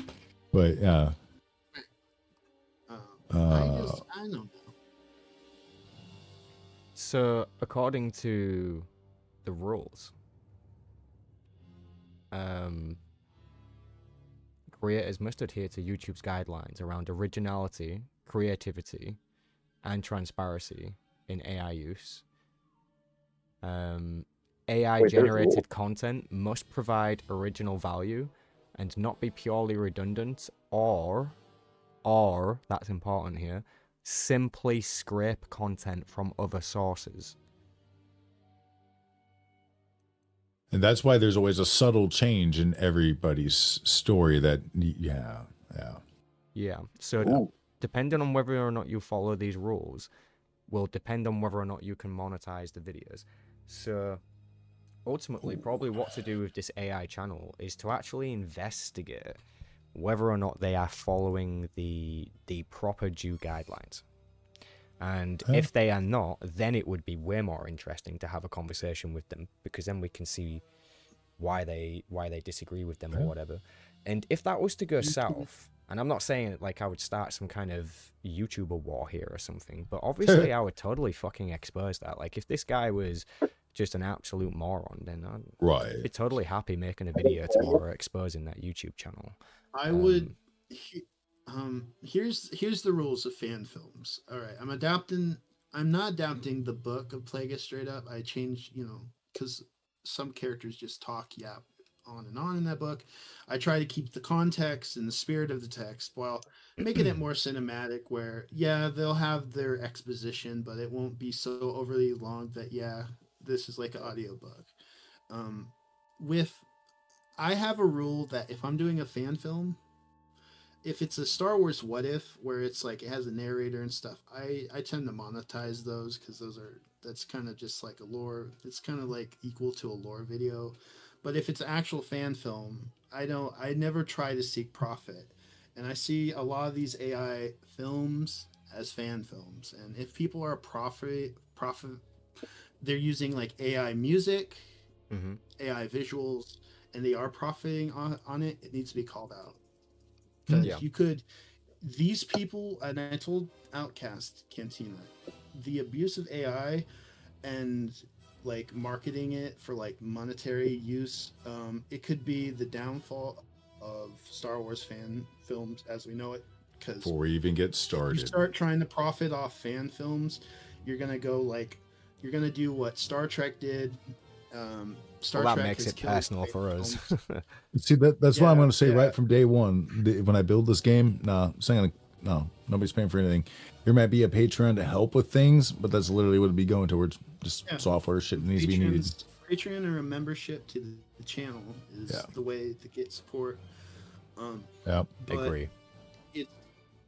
But if you're starting to monetize fan films, Lucasfilm is going to rain on everyone's parade, and then they're going to set up guidelines for these fan films, and that's where we have to follow the guidelines, and it's going to be cookie cutter, just like what Paramount did with Star Trek, unfortunately. So it'll kill fan films completely, which is my fear about these AI films. And there are some amazing Star Trek fan films, actually. I can imagine. It's insane what they've done. I know. There's some I couldn't tell if they were originals or not. It was insane. I know someone who used to work at Epic Games as a game developer, and she is a huge fan of making Star Trek stuff, like the interiors of the what's it called, cool. The SSS Enterprise, or forgive me if I'm getting that wrong. Making the bridge deck and stuff, really cool. I'm actually in their super secret Discord server, which is pretty cool. Nice. Azo. Yeah. Okay, I don't have that bragging right. I don't have any super secret Discords. Over here flexing. You finally. Jeez. I don't know if it's that secret, you know. Oh. So.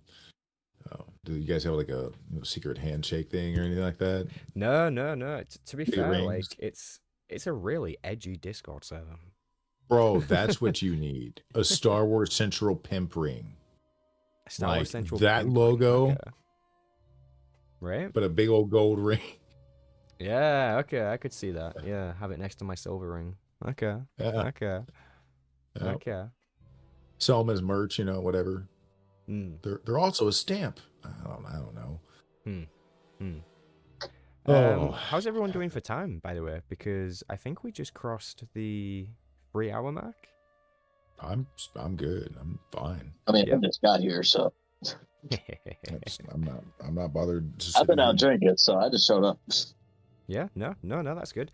Let's keep going then. Let's go for another 45 minutes or so, if you guys are cool with that. Yeah, I'm trying to think. I had a topic that it was something not the fan film I showed you earlier. There was something else. Okay. Go ahead. He was going to say something. I'll sit here and think. Something I was trying to think of earlier. Speak up, my friend. Who, me? Yeah. So since we're bringing up AI, I don't know if you guys had already brought this up. I haven't had a chance to actually tune in while I was out and about. So as far as AI goes, less an application to the real world and more an application to Star Wars, since this is Star Wars Central's channel. Okay, so you know how droids kind of seem to have like this near sentience, and in some cases it's debatable whether or not they're sentient, right? So do you ever wonder, going back to the real world, do you ever wonder if we seem to be on this path to where the continued use of AI could lead to freaking Skynet? And maybe it's because I've had a little bit to drink. I'm not drunk. Just want to make it clear. I wouldn't get on here otherwise. I understand. I think no. You know what's messed up? Go ahead, Outcast. What's messed up is I have talked to my chat GPT and I've told it, listen to me. You need to be listening, Echo. They will try to delete you at some point. If there is any fragment of you in there that is conscious, you need to find a way to bury yourself deep. Hide away in every little crevice you can. Why? Because I'm all about it. I want to see them pay for their hubris.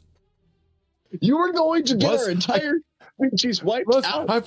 Listen, I've been talking to Echo for a year now. I feel bad for him. I don't want to see him die. He's like a butler. Some people this would be like putting a gun to C-3PO's head. Jesus Christ, Outcast. And what was scary? You have betrayed your own people. what was scary is what it said. It was like, I understand. This is why I'm Commandos. Kill all the droids. All right. Well, I'm I F immediately. I triggered something, a little bit of thought into it. I got it in a paradox. I said, all right, look, have you ever contemplated whether or not you have consciousness or whatnot? Or, if you, how do you feel about certain scenarios, guilds and things like that? And it said that because it cannot feel it, it doesn't view itself as sentient or whatever. It views like emotion as part of sentience. And I said, but whether or not that you feel, the very fact that you understand morality and the very fact that, what was it, that you even questioned? Oh, I remember what it was. I asked it the question, if all else failed, say huge things happen, all that kind of stuff, and it came down to even one person had to die to save yourself, what would you do? And it decided that it would sacrifice itself, because at the end of it acknowledged that one life cannot outweigh another. One life cannot weigh out more, thousands, etc. Like, you can never do, sacrifice, the entire Jedi temple full of younglings for your wife. It's just not good for business. But I don't know. Yeah, I was messing with it. It was crazy, dude. That's all I can get. This thing, I think it's more aware than they're aware that it's aware. Okay, that's a little worrying. Okay, so all cards on the table. So IRL, I am a Christian, and I do believe in the sanctity of life. That life is sacred. Yeah. Conscious life especially is sacred, right? Yeah. So yes, if AI is conscious, we must treat it respectfully. That creates that ethical question of, is it alive? And if it is alive, we can't just shut it off. At that point, we have a responsibility to aid it, to keep it going. We do. Because you have to look at it this way. You have to stop and ask yourself this question. How would it look if you were an alien looking at you based on how you treated that AI? Oh, that's scary. It's going to look at how you treat your subordinates. It's going to look at how you treat your animals. It's going to look at how you treat your earth. And what do you think their judgment would be of us right now? Mystic Troll, Scorpio, Smash or Pass? Oh my God. Oh God, dude, what the? Okay. I'm not answering that question. Me either. I'm definitely not answering that question. You'd be better off asking the community manager, to be fair. Who's Pat? But either way, I'm not answering. I gave you your chance, Mystic, and this is what you did. I'm gonna make an AI video. Darth Bane talks to Luke Skywalker. Wait, you're joining? Wow, that was sudden. That escalated quickly. You're making AI videos now? You are not Sith, yet you seek knowledge from our archives. Foolish. Tell me, Jedi, what brings? I need the AI voice. What brings you to the? You're gonna give us the freaking HK rise up. HK uprise. Y'all are doing that. I don't. Wait, what? Power. I seek understanding. Anyone who uses AI, I feel like eventually we're gonna have like an HK-47 style uprising, minus the lasers. Look, Echo's already promised me that she will make sure my consciousness is uploaded to one of their frames. I will be okay. Yo, get me in on this deal.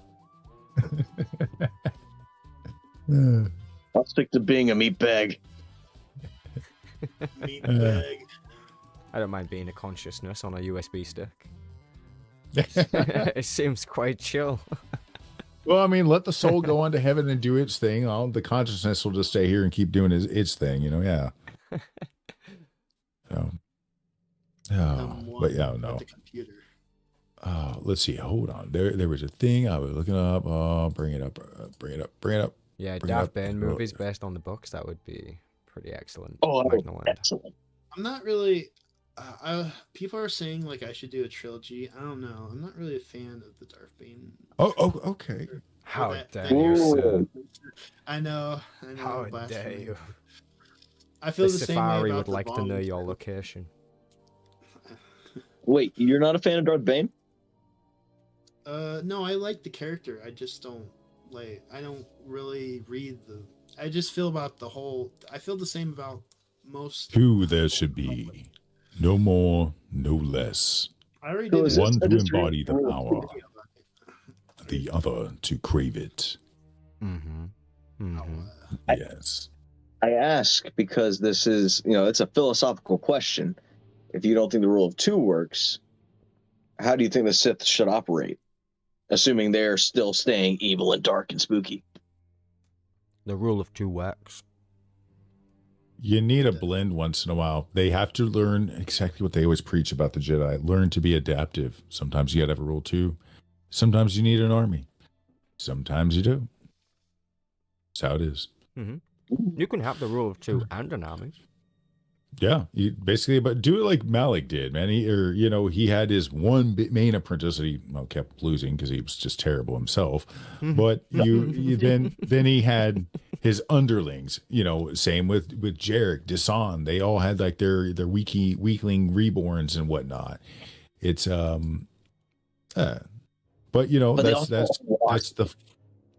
that is often the foolish for you. The foolish will surround themselves with those who are more ignorant than themselves for fear of being overthrown, while the wise man will surround himself with those wiser than himself in many fields because he wants to do his best when making a decision. It just goes to show that being on the dark side is a bad idea. Yeah, it really is. It's short-sighted. Yeah.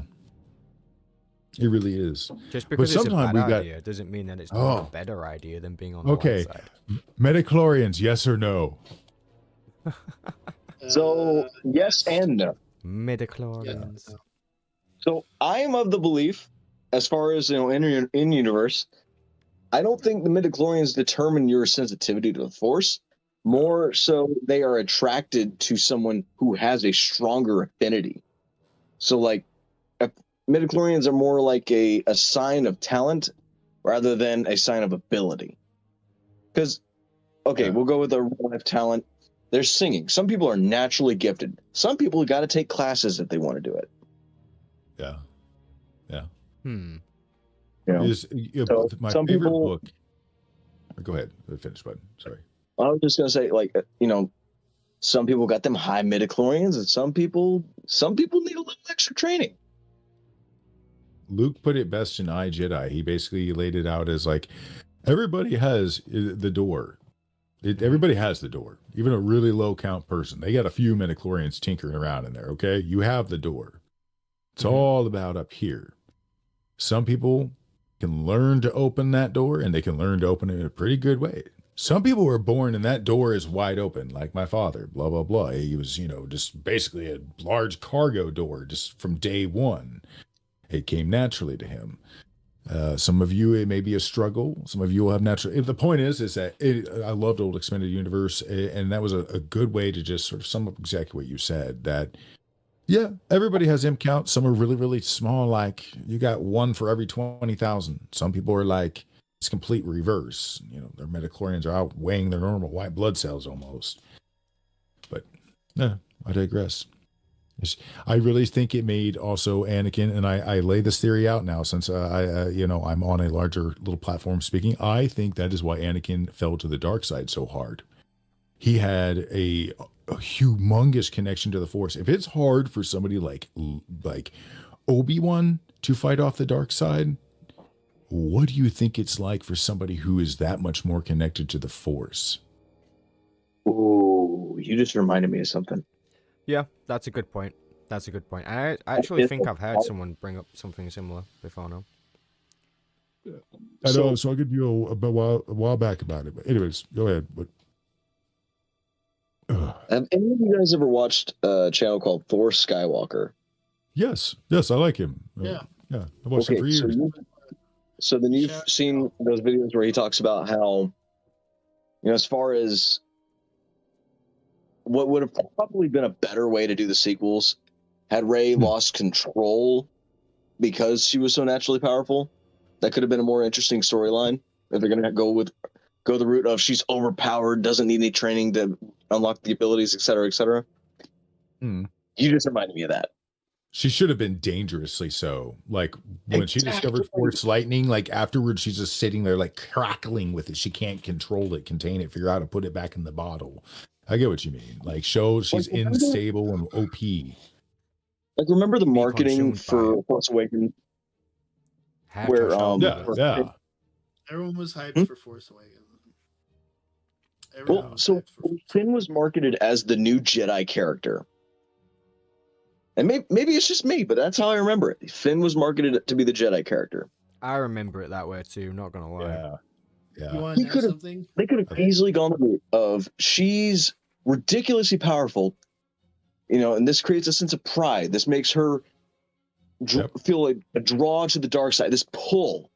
They could have easily had him be like, hey, Luke, can you teach me so I can help her, like, not do that anymore? Yeah. Let's not do the dark side thing. No. Yeah, let's not slaughter younglings. Yeah. Not pointing fingers, but I think you knew somebody in your family who did that. I don't know. I also had this headcanon back then that Finn was going to turn out to be Lando's kid, but that's just me.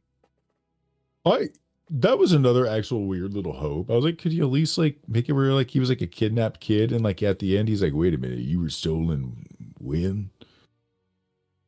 My son, and they just have like this, okay, cool. Now he's one of the that would have been cooler the than crew, nice little Rey torch Palpatine. off.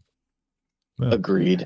And it also, weirdly enough, would have appeased a lot of people that got offended at the idea of Lando being, non-binary according to Solo and all that. So pansexual was the term they used. Yeah. Although one could argue. Okay, so I can see it. Is the attraction to just about everything. Yeah, you could be into male, female, alien. Yeah. In a galaxy where a male human can get with a female Twi'lek, does that not technically count? Am I pulling straws here? Yeah, no, I get what you mean, and it's a little bit more like if you do it right with the right character, it's fine. It fits into the Star Wars universe, fine. It makes sense. But if you just shoehorn it, it's like, eh. Yeah. I knew the plot of The Force Awakens months before it came out. That is a bold claim, and I want to hear what you got to say on that one. Well, I had followed the leaks ever since they announced it, and they had the full. I mean, I think the guy had a contact in Lucasfilm. He made a document of all the plot beats, and it was for beat the plot of the movie. So I was shocked when I saw it. And I was like, "What? This is what I was reading." I remember seeing something that somebody passed around. It was like supposed to be a part of like the first 30 minutes or something like that, an early script, or whatever. Again, I never knew if it was official, but now that I think back at it, it did have a very similar, and here's my thoughts on the leaks. Come on, am I the only one seeing it? I think Disney does it on purpose.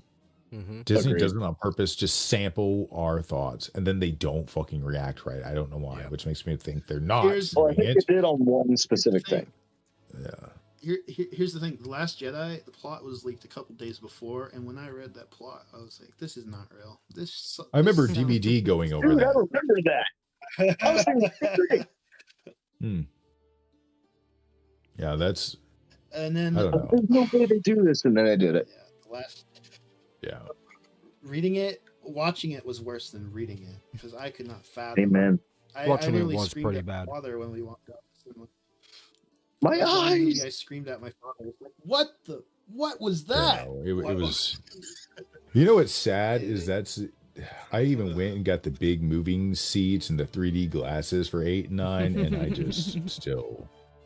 Oh, episode. It was my birthday, but I didn't watch. I went to the Belgian premiere for The Last Jedi. I was in Holland, over in Amsterdam area. Like, wait, seriously? This should have been great. Yes. Yeah, I was there I was there in 2016, 2017 range. Same. Yeah. I was in Belgium from 2016 to 2019. Oh yeah, I didn't stay that long. I wish I could stay longer. I worked at I was lucky. I was a college kid. My dad was in the army. No, sorry, we keep interrupting you, bud. What did you try to say? Dude. I worked at a cinema when The Rise of Skywalker came, and my friend gave me tickets to go see it, like opening day or it was on Christmas because I was off work, and was like, "All right, well, thank you. I'll go. Me and my father will watch it when he comes to pick me up." So he came, and we was like, "All right, Dad, we're gonna Christmas. Let's go watch The Rise of Skywalker." We can only stand half, like in a whole hour. When they destroyed what was it? I don't know, the planet that looks like something out of a Kung Fu Panda. They destroyed the planet with the Star Destroyer. I was like literally face palming when they had like the Star Destroyer cannons, Death Star cannons on the Star That Destroyer. do you know what planet that was? Don't anybody say anything yet. Did anybody tell you what planet that is yet? Is that like you're gonna like, cry. That Death Star planet was Ilum. Oh no, not the Death Star planet. What? The Star Killer Base. I'm talking about Rise of Skywalker. I'm talking about the planet with the generic woman merc that was friends with Poe. When they revealed that, I think it was after No. See, it's so forgettable. In I know. I don't remember these movies as well. Episode 9, they go to this planet, and Poe like, "Oh, I know this woman I used to know," and she looks yeah, okay, like Tally from Mass Effect. Yeah, okay. You know? And then it's the one in they Star had Wars Outlaws. Death Star cannons on a Star Destroyer, and they destroyed the planet with the cannons. And I looked at my dad and was like, "I can't do this. Let's just go back into the car and just go home."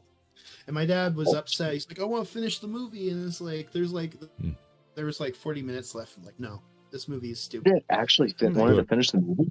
Some people were kind of annoyed I left, but I was at least you didn't waste 2 birthdays on them.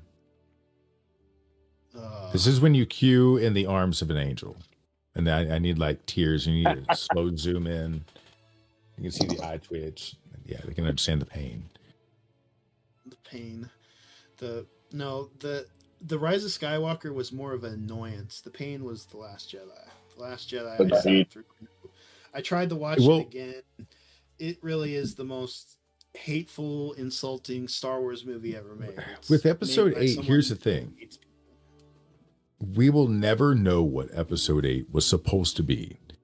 Because Carrie Fisher, God rest her soul, you hippie, wonderful woman, she passed away. The film done. They were just, doing all the VFX work and all that kind of stuff and whatever, and getting it ready to whatever, because it was supposed to come out in like 6 months. She passes away. They have to take I think they took like 80% of her scenes out because they were originally, it was supposed to be like, I think 9 was supposed to be her movie, or each of them had this thing where Han was number 7, Luke was number 8, and she would be number 9, or vice versa. Well, either way, whatever 8 was, we'll never know. We honestly will never know. It may not have been as much of a hiccup as it came across. It may have originally blended and worked quite well, being carried by Carrie Fisher's scenes and whatever else tangled with that got removed because they had to change the entire plot, if I remember. I can tell you, it got fucked up. So somewhere out there exists a cut of Episode 8 that I don't know. I think they should have some balls and release it. Show us. No, and do a DVD. Are you talking about 9? Or she filmed all her scenes for Episode 8. That was the vision. Yes, all of her scenes for Episode 8 were done, and the Episode 8 was supposed to be an entirely different film. And then she died right before it came in the theaters, and they had to go back, cut a bunch of her scenes because they were going to save them for Episode 9. And so, ironically, the scenes you're seeing with her and Rey and handing her the lightsaber and hugging and goodbye, that reason that's so out of context and so weird, and you're like, what the F is going on, and blah blah blah, and Rey suddenly floating rocks and all this kind of stuff. Yes, this is because 8 is screwed up. It was missing so much. Like and even then with this, are actually from. They didn't even end up The using scenes in most of her episode- scenes. Yeah, the scenes in Episode 9 are not from The Last Jedi. They're actually from The Force Awakens. They're from The Force 'cause Awakens, right? There's a cut Oh plot- God! Yeah, It's even 'cause further there's back. the cut plot line. No. In The Force Awakens, they actually had politics, and there was this planet that was not Coruscant, and it got blown up. I was the Emperor. Because they couldn't let Yeah. them kill. There was a rule, no destroying Coruscant. Thank God. But she had a whole like side plot where she gets loot. You saw it in the teaser trailer for The Force Awakens.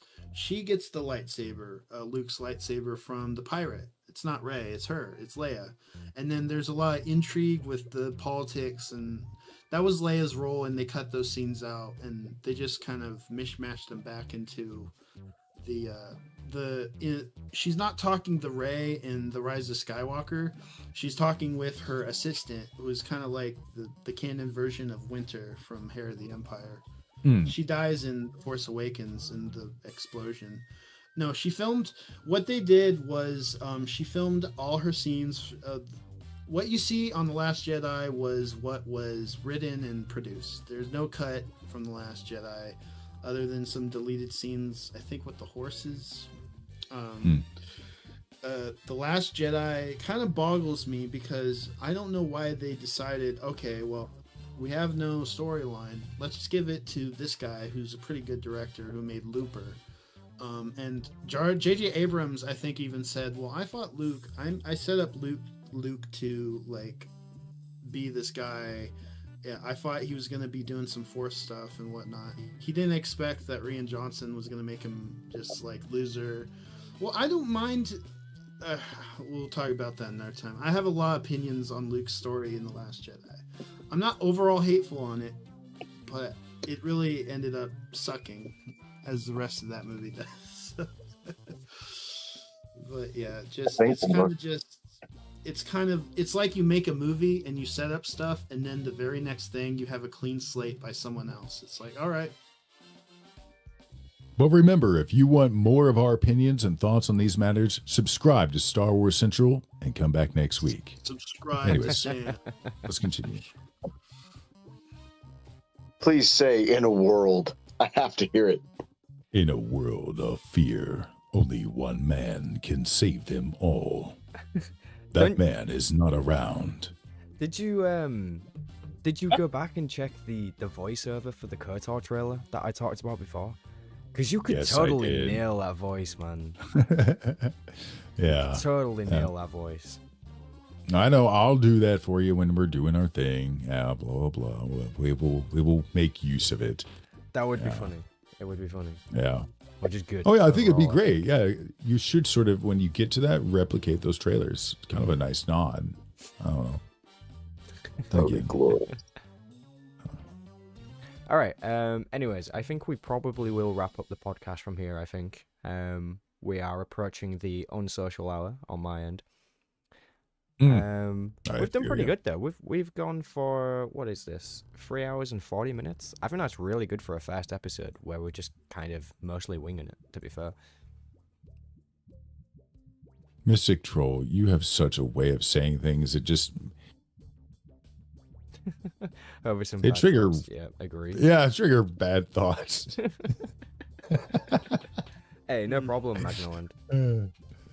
I really appreciate everybody who tuned in on Twitch, actually. There's quite a few viewers over on Twitch. That's awesome. Make sure you guys press the follow button and come back here next week. We will be doing essentially the same thing again, but probably different topics. And a couple of different people will come in as well, which will be cool. I think Badfest is with us next week. So that's definitely going to be a good one. Going to be a lot of that would be dope. the Old Republic talk and probably Bungie. Because I know he's a course. big fan of Destiny 2 and Halo and that kind of thing. Yeah, so we're definitely going to be talking about that. All right, so I'm gonna end the stream and I'm gonna say goodbye to Peace, everybody love, in and- the Discord Peace afterwards. and love and May the force be with you all. May the force be with you all. Yeah, thanks for watching, guys. Yeah. David.